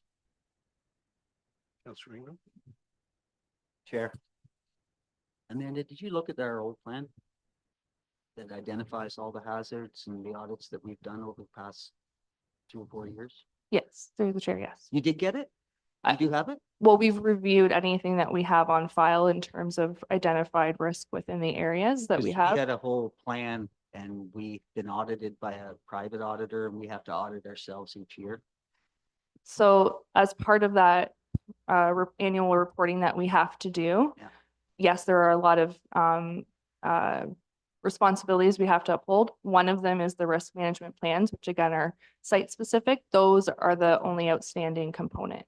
So all the other auditing that we've had to go through, we have passed that, but the risk management plans, we have not been able to find the site specific ones that were prepared. Other general plans, yes, but not the site specific ones for those properties. They have not been submitted to the ministry and we have not been able to locate those. Certainly all the other work, yes, but not the ones specific to those properties. Okay, because the staff did this internally. There was 3 staff members involved and 2 were operators, which we don't have now. We don't have operators, so the expertise is gone as far as that goes. Really, you should have an operating license when you're dealing with water systems. To be clear now, if Cambian has his qualifications, I get that, but geez, it's just, we're taking more work and sending it out when we could be doing this ourselves. It didn't really take up a lot of my time. Through the chair, The reporting, we certainly can do, the education component we can do, but the requirement for the risk management plans, we do not have the technical experience to do that. If there were risk management plans prepared previously, we have not been able to locate them, and they do require maintenance and management. So once they're in place, they require ongoing monitoring implementation with the property owners. As far as we know, those property owners do not have those. We have not been able to locate them. We don't have those in the ministry, nor the Trent Source Protection Coalition do not have any of those on file. So we certainly have all the other components in place, but this is the one component where we are currently non-compliant and staff are not technically capable of doing those particular requirements. I've taken the training myself. I am one of those staff. I do not have the expertise to tell someone how to store their chemicals. That's way outside of my wheelhouse. I don't have that expertise. So we are asking to appoint a risk management official who has the provincial training, but also the technical expertise. And who has, in this case, the one that we're recommending, they do provide these services for other municipalities. Any questions, Councilor McKelvey? I'm okay with hiring somebody to do the risk management plan because that's what I thought we had agreed to do. I'm still struggling with this other because in the past we had a staff member that was the risk management officer, and I believe he left and went to the county. Through the chair, yes, that is correct. I will confirm, and this is certainly not any fault of that previous staff member. They did not complete the requirements of the RMO position. The RMO position is very, very specifically the completion of the risk management plans and Section 59 notices. Currently, the Conservation Authority does Section 59 notices for us if we need them, which, to be honest, we haven't needed them. It's the risk management plan component.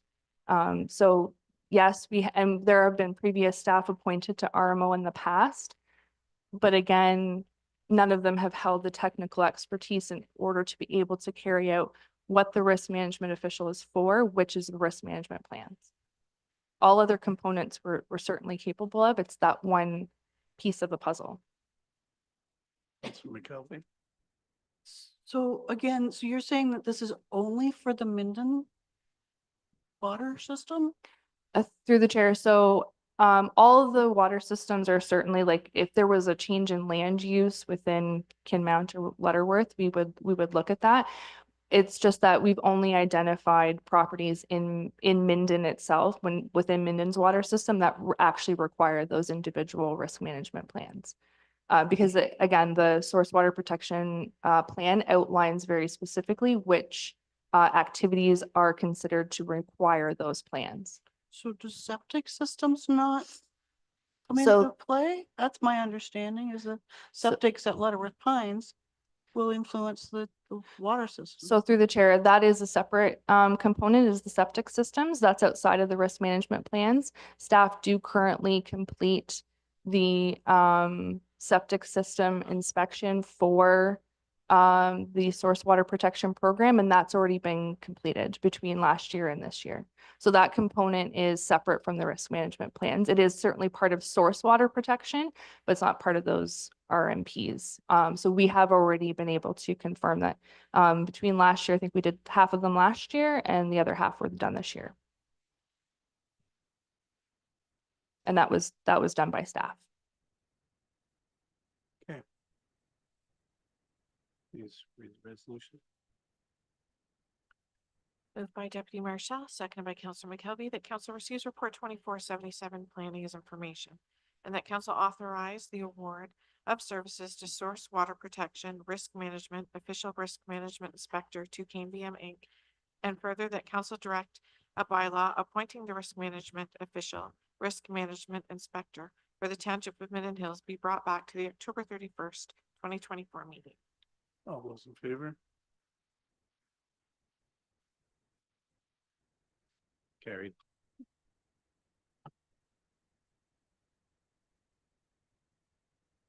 Yeah, go ahead. Can we have Cambium here then at the next meeting when we're going to appoint somebody? Because obviously it's one of their employees we're proposing, I assume. I would like I need to understand this because I sure thought septics were involved in this, so I just want to make sure I've got a good understanding of what we're going to get from them for this extra appointment. Is that possible?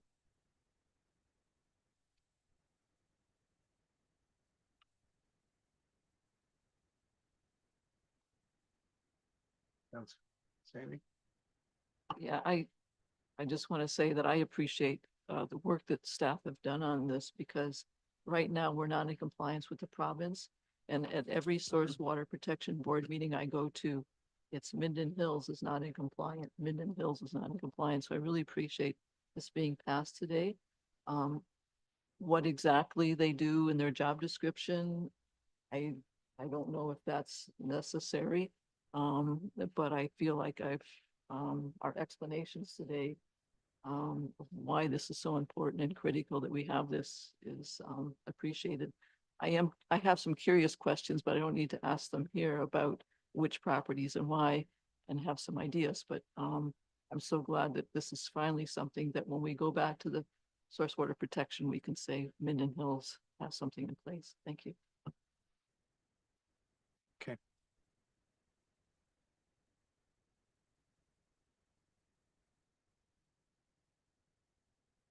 Lonergan? Welcome. Talk to us about the exciting world of free money from the province. Now I have to say good afternoon, Yeah. Mayor and Council. Before you is my first report, outlining a couple of different grants that the province is proposing, which have very quick turnaround times for us to get them completed. So we're looking at two grants. One would look at roads and bike lanes, trails or sidewalks. And the other grant is more the water wastewater component. So the province is earmarking dollars to get growth in housing.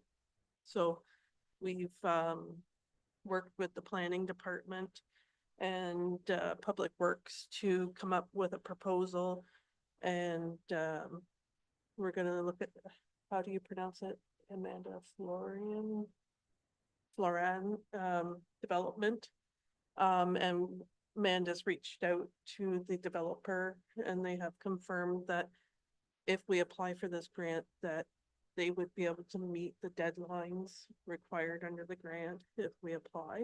So it's before council to allow staff to get all the logistics in place to get the grant application in by, I believe it's next week.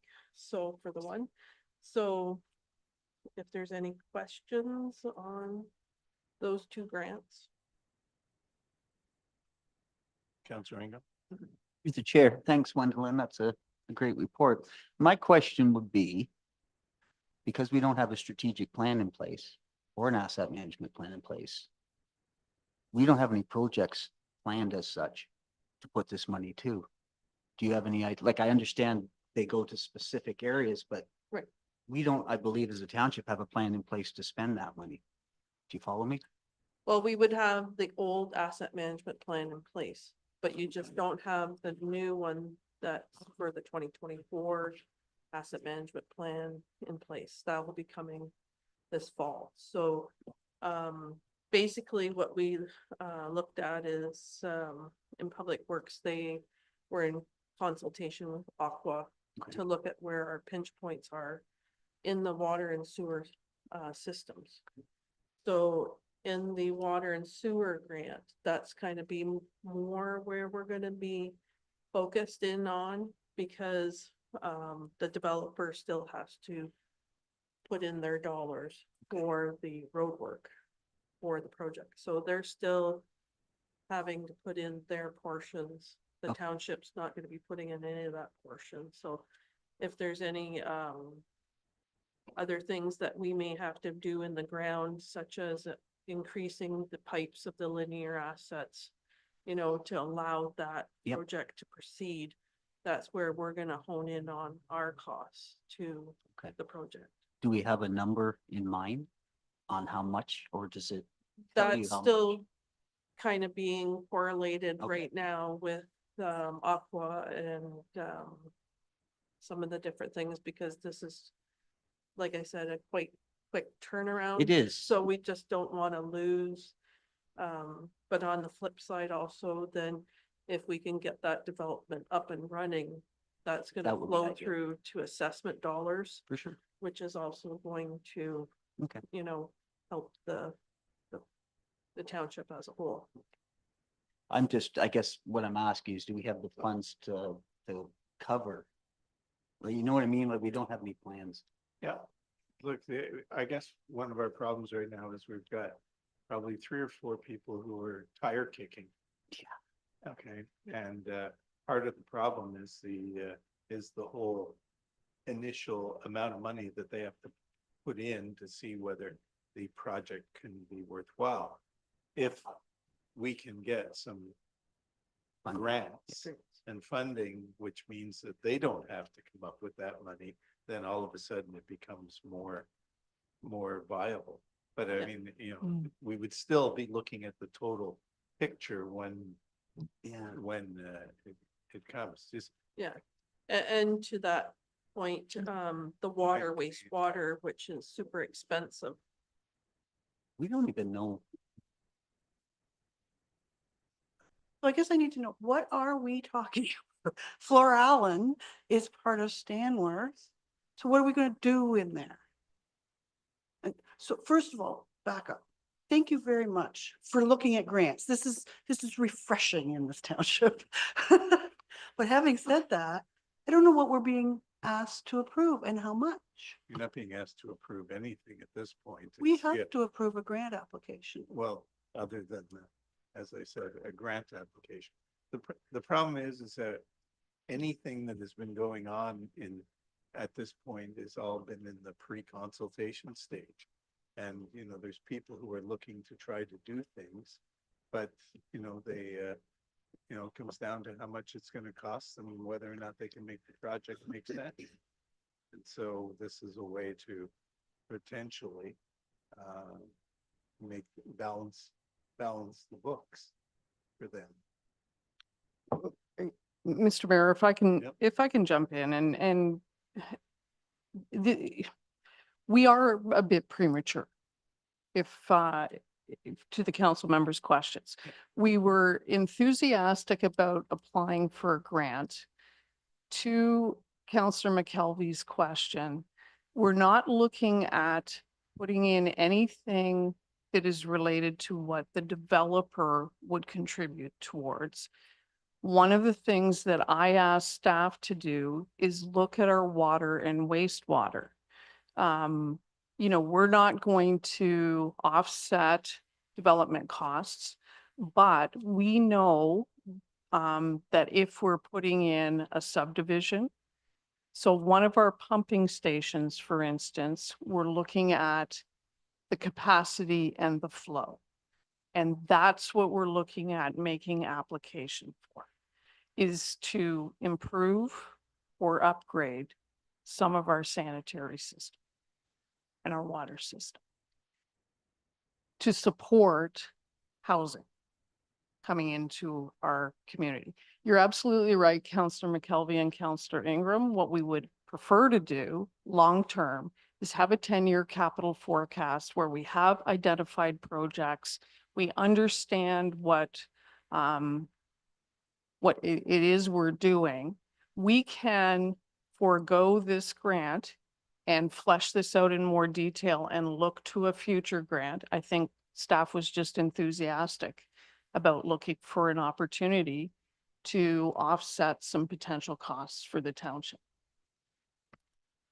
Councillor Zaney? Yes, I might add too that finally these grants are coming in where small communities like ours have access, because I don't think originally that was the possibility because we are so small. So it's nice now after some lobbying, I might add, with the government, that they are now making this, available to smaller rural areas. And I do understand what the other counselors are saying, that we don't know what we're supporting yet.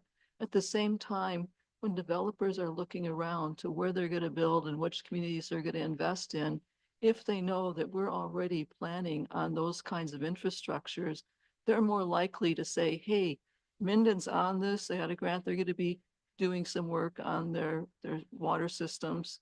And so, you know, we're gonna go there because, you know, this other community, I won't name them, haven't done that kind of pre-planning. And so it's trying to keep things moving instead of delaying. Government's slow enough as it is.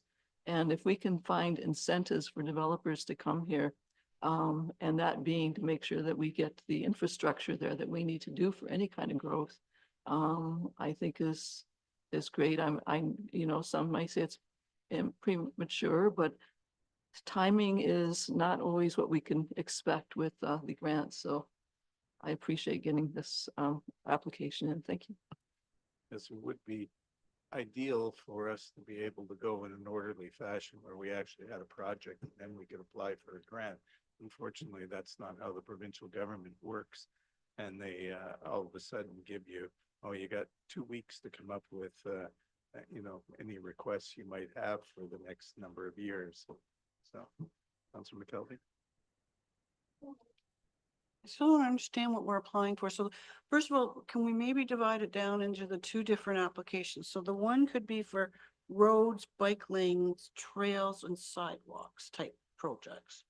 So what are we planning to apply for and how much? Because it's 50-cent dollars.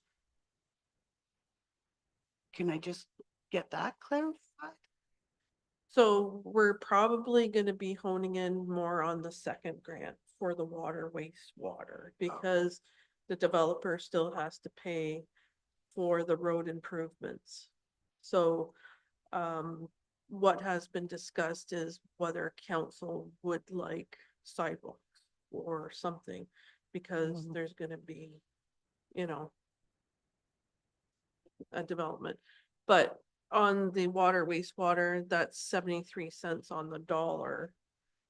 So that would be more palatable, I believe, in grant application to get things upgraded to promote development. Councilor Ingram. Through the chair. So for an example, could we talked about this as a council earlier on in the year and past years, but it was suggested that we buy a unit that will read water meters from the tower, and it can read them daily with fairly minimal changes to the household. Would something like that qualify? No, because you're not doing anything specifically to get residential units online. So this is a grant that's only specific to get residential units online to affect the housing crisis. Okay, so dealing with the property you're talking about, that's the first I've heard of it. Right. Okay, just so you know. That property has water and sewer accessibility to it. It would be the developer's responsibility to put any infrastructure within that unit. Correct? Correct. So this doesn't add up to me. Like, I'm not sure where we can spend the money. I'm confused, very confused.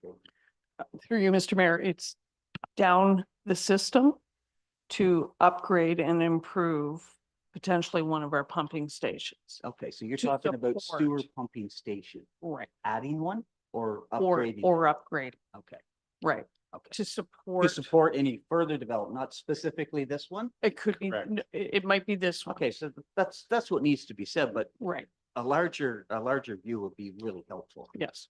Okay. So maybe, I don't know. We don't have a lot of time. We don't have any. Yeah, I mean, can we put it off till next year when we have a plan in place? sure. I don't know. You can, but this is the second intake of this Second grant. last? I'm gonna say it's probably gonna Yeah. potentially be the last, because it's the second intake. And the grant application is specific to us saying how many units will be in place by 2028. So you can look at further development, but you have to hone in on how What many we're units you're getting obligated. online by 2028.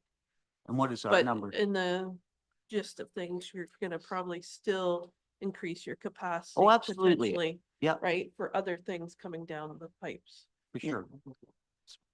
But we have no official requests. I mean, we've got, Well, the only thing Those rich concerns me, people. Bob, is if we get a $10 million grant from them to put in a pumping station, which can get up there.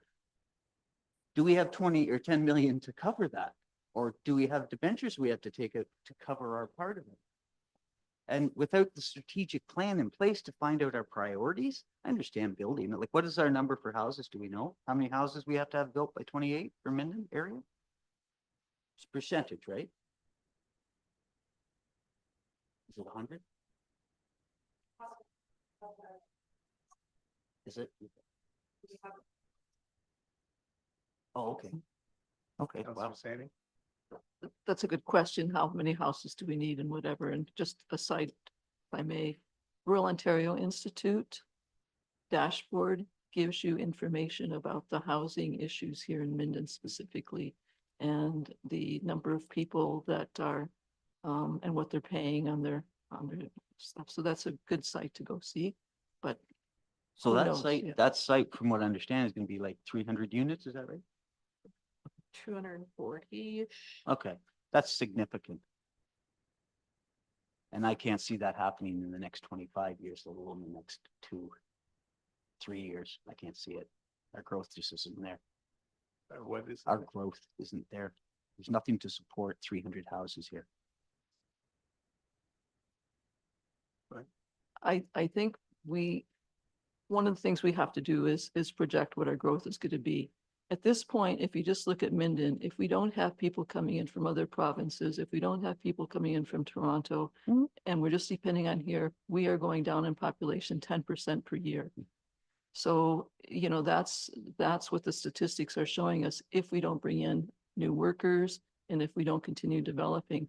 And we need to have the housing in order to bring in the workers, in order to, you know, we know that some of our businesses are having problems getting people to work downtown because they can't afford a place when they're living out in the country, they can't afford to come in to work. So having more development in our Minden area, even though we're not doing it as a, you know, here's our plan, here's where we're going, as clearly as maybe we are doing others, we need to put these in place because this is what attracts people to come to this area, to show that we are moving ahead. When they see that, and when I have listened to other municipalities talk about the development and the houses they're putting in, this is the kind of process that they have done in order to bring that growth and add housing here. And we do have a growing housing crisis right now in Minden. So to bring this housing stock in for whatever class or level it is going to help us all in the long run. So I know we agree on that, but I just wanted to try to give some perspective, even though our timing is difficult. The government is trying to get people to invest in infrastructure so that land will become instantly available if a developer comes along. And so that's basically, to a certain extent, you're doing this on spec. You But know, we have that property on, it's already serviced. It's a service lot. Water down Prince Street, sewer down Prince Street. It's right there. Bam. Okay, so that's not gonna sell it to me. Okay, because that's already there, and anything inside of that development is by the developer. So if we're gonna say we're gonna upgrade PS2, and here's what's gonna cost, I'm all in. Okay, as long as we can afford it, but without a plan, a specific plan, like just you and I talking about, oh, well, there's water and sewer runs here and there. That's hardly something to put a thing in. I think we need more information. I think unfortunately the timing's poor. Amanda?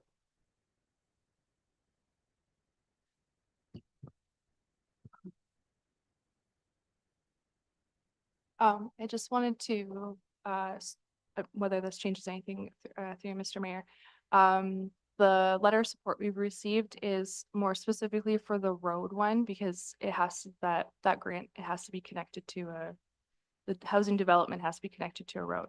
For the water system one, Aqua is actually looking not just at that development, but any very strong proposed developments that would feed into our system over the course of the next 2 to 3 years. So they're not just that particular grant to do with upgrading the potential to upgrade this pump station is not just specific to that one housing development. It's to any housing developments or commercial developments that we see happening over time, which is another reason why that's the focus one. So just wanted to clarify that. I appreciate that. I still think we need to have a goal, a project in mind before we go ahead and just say, yeah, we're gonna get $10 million. I really do. Councilman Kelly. Amanda, you just mentioned the letter of support is for the road. Sorry, what are you talking about? Who's Sorry. the letter of support from? Or? So through you, Mr. Mayor. So the letter of support is from the developer who wants to put a housing development off of Florallen. And so they have supported our submission for those grants, even though they recognize that they would still have to upgrade, like do their own upgrades for servicing and road. They're just supporting that the township would submit those grants. But that letter of support is specifically required for the road related grant. So, I'm all in favor of us trying to get funding. Like that's been terribly lacking here, and this would be great if we had some idea in advance of this meeting what we're talking about. I didn't know we had a development of 340 houses or whatever that was. I wrote down. That's great. I've heard there's another development down another part of the township. I've heard there's this one down here. There's that one up there. I never hear here. So I can't make this decision, and it's a blank check we're being asked for here. Like, is this 20 million? And we're coming up with, like, we don't have that kind of money. And I would think you would need that for your application. You would need a resolution of council supporting an application for pumping station 2 or something else 1 or and this much money, and we would show we have a financing plan to do it. And like, we don't have any of this here unless I've missed something. I just don't understand. So through the chair to answer that question. So basically we need a council resolution to be able to apply for the grant, not any specifics, but just to be able to apply for it. That you're in support of us applying. Mr. Mayor, I think I would like to applaud staff for their eagerness in going after the grant. But I do hear council loud and clear that there is a lot more information that is needed in order to feel comfortable. So we appreciate that it's a council resolution to apply, but we also need to know the details. And I'm hearing loud and clear that if we've got future development that we want to be development ready, we need to bring that and present it to council. Yeah, and I would agree with everything you just said. And that to add to that, if we are successful and they come back and say, yes, we're going to give you whatever the amount would be, then what if it is $10 million and we have to come up with, I don't know, what was it, 50% or whatever? Maybe that was the second one. How do we do that? Like, once it's been approved that we can get it, like, are we locked in to say, yes, we'll take that money, or how would that work? I think, Mr. Mayor, we need to go and do a lot more work I think so. on presenting to council grant opportunities, and we'll take that information away. Thanks very much. So if I may, council, there's a couple of options, just hearing the discussion today. We can just receive this report as information. I think that in my recommendation, that would probably be the best result.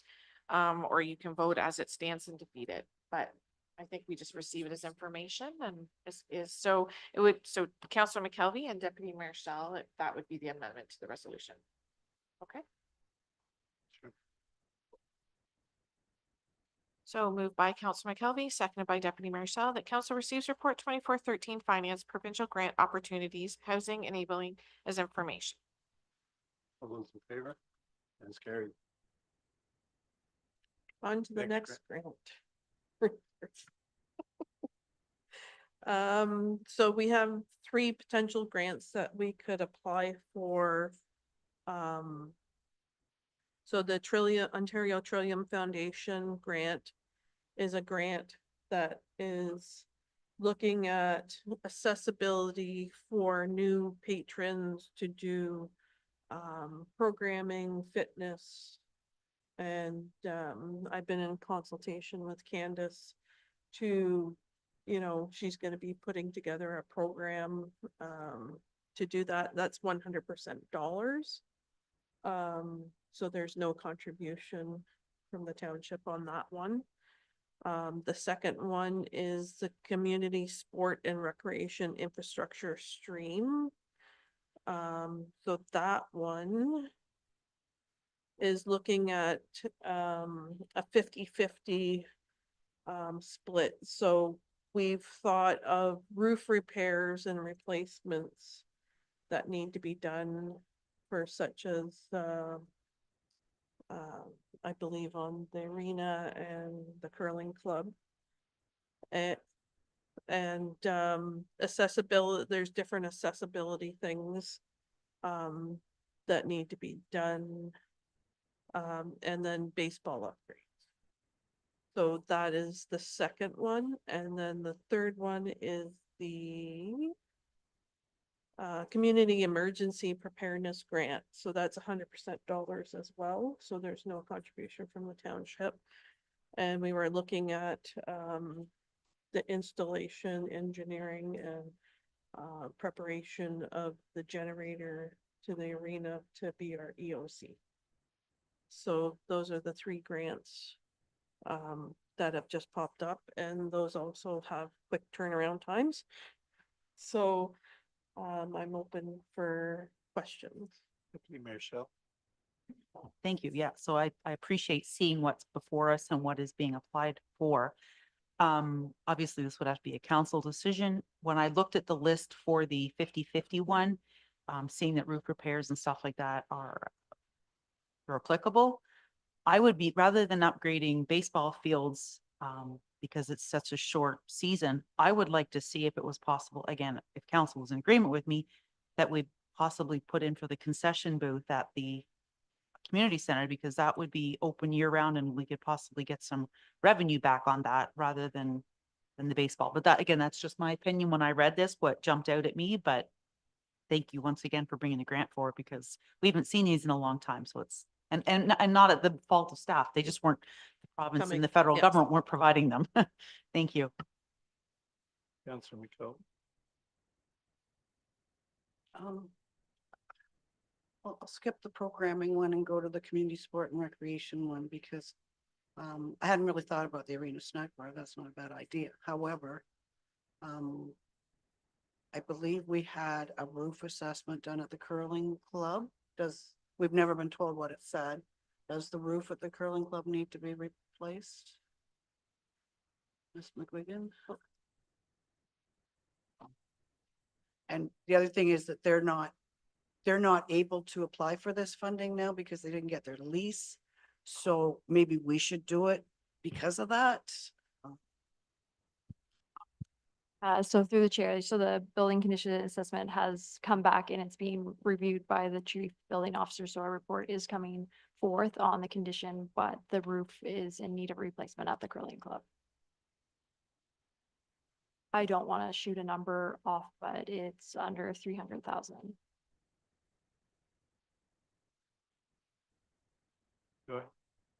Okay, so there may be a partnership opportunity here for the curling club if we were interested in that.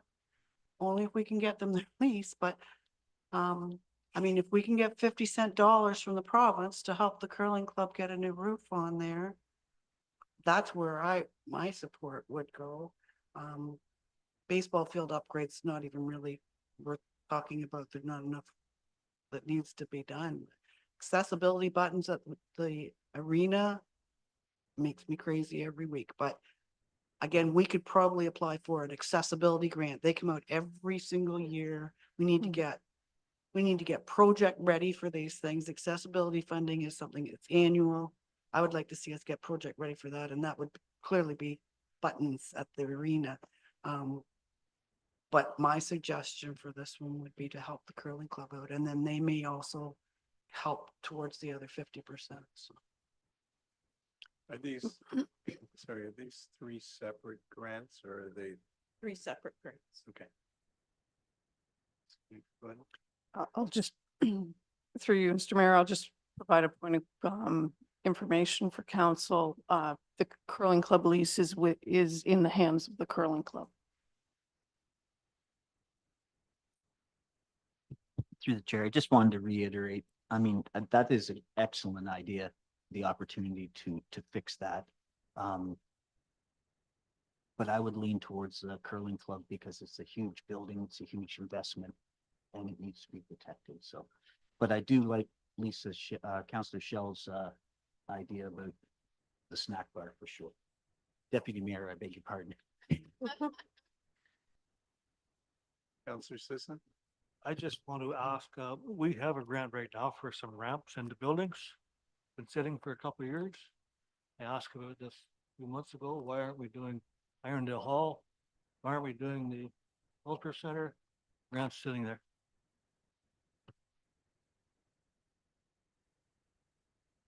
I'm not aware of that grant, but I am aware of Councillor McElvey's point too, that there's an annual accessibility grant, and that's already on my radar. It usually comes out in the spring of each year. And we've already put some thought into that. Councillor McKelvey?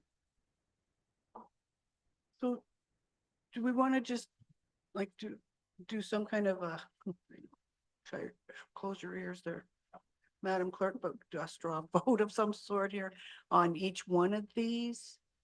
Like the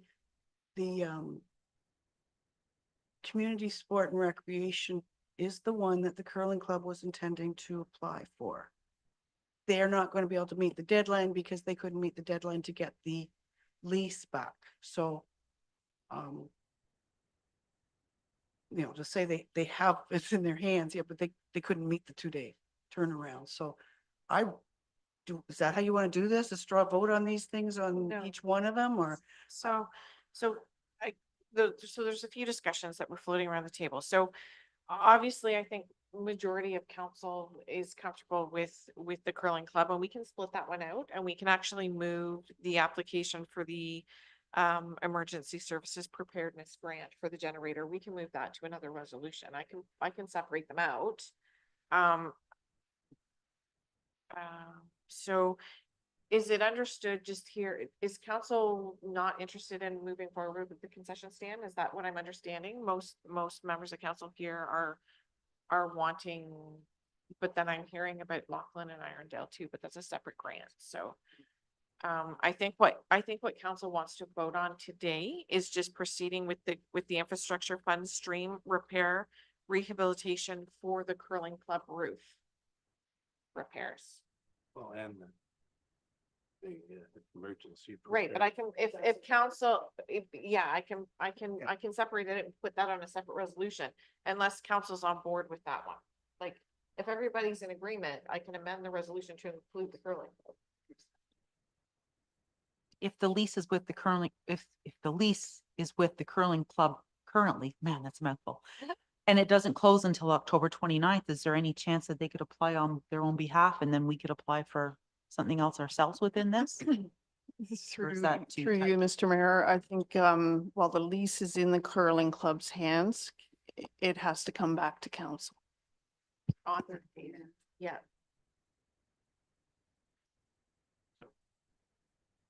Go ahead. So do we want to go then, do you want to talk about the emergency preparedness one? I mean, we had wanted to get a generator for the arena to make it, which is fine, but to say it's 100% funded and no cost to us isn't quite probably accurate, because the $50,000 isn't going to touch the cost of of that project, I don't think. So we will probably have cost to us, but if we can get $50,000 from the province towards it, then that's 50,000 less, but there will be more cost than that for a generator to run a building at that size. It's huge. But it's needed. Yeah, absolutely. Doesn't have to. Yeah, maybe. So is council comfortable then if I just read the resolution by amending, just including the curling club roof for that grant opportunity? Okay. So, The OTF funding. The programming, the only concern I have with that is that that's all great. You get all this money to do this programming, but then we continue to pay for that afterwards. So there's always, So just to that point, so this grant opportunity can be extended out potentially 2 to 3 years. So that if they see a success if we get their initial grant and if they see success, we can keep applying for up to 2 to 3 years to keep that program going. So it is going to be a residual programming.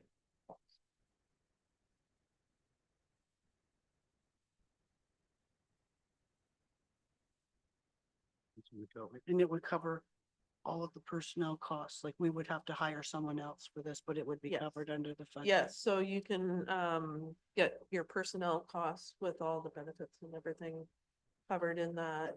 You can get capital equipment and materials to run the program. So all of that is included within this program.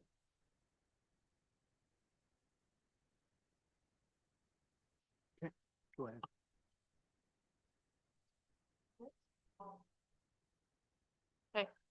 moved by Counselor Saney, seconded by Counselor McKelvey, that council directs staff to submit an application for the Ontario Trillium OFT Grow Grant, and that council directs staff to submit an application for the Community Sport and Recreation Infrastructure Fund Stream 1 repair and rehabilitation of the curling club roof, and that council directs staff to submit an application for the Community Emergency Preparedness Grant. All those in favor? That is carried. Thank you. Thank you.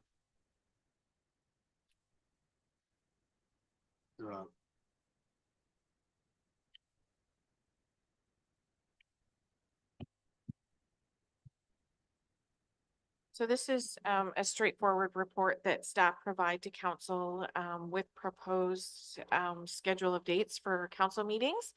The change that we've made this year is we're actually including budget meetings just to help facilitate and give staff, council, and the public time to schedule those dates in their calendar. The intended date staff is proposing for the first budget meeting is November 21st. And happy to take any questions should council have any. November 21st. Did I say? It says November 20th on the schedule. No, that's in my report. Sorry. Yeah. Okay. Any questions?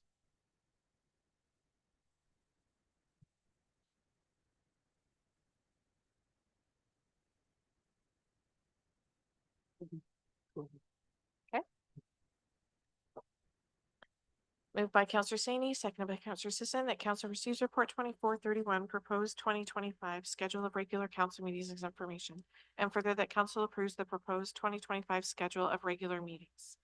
All those in favor? That is carried. Bylaws? Moved by Counselor Anderson, second by Counselor Ingram, be it resolved that bylaw 24-111 to authorize the roads winter maintenance agreement be received, read a first time, considered, read a second time and third time, and finally passed with the corporate seal fixed. All those in favor? That is carried. Confirming bylaw.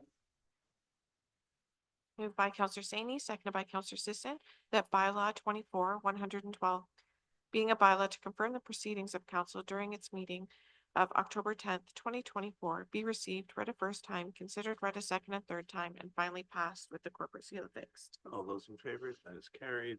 Adjournment.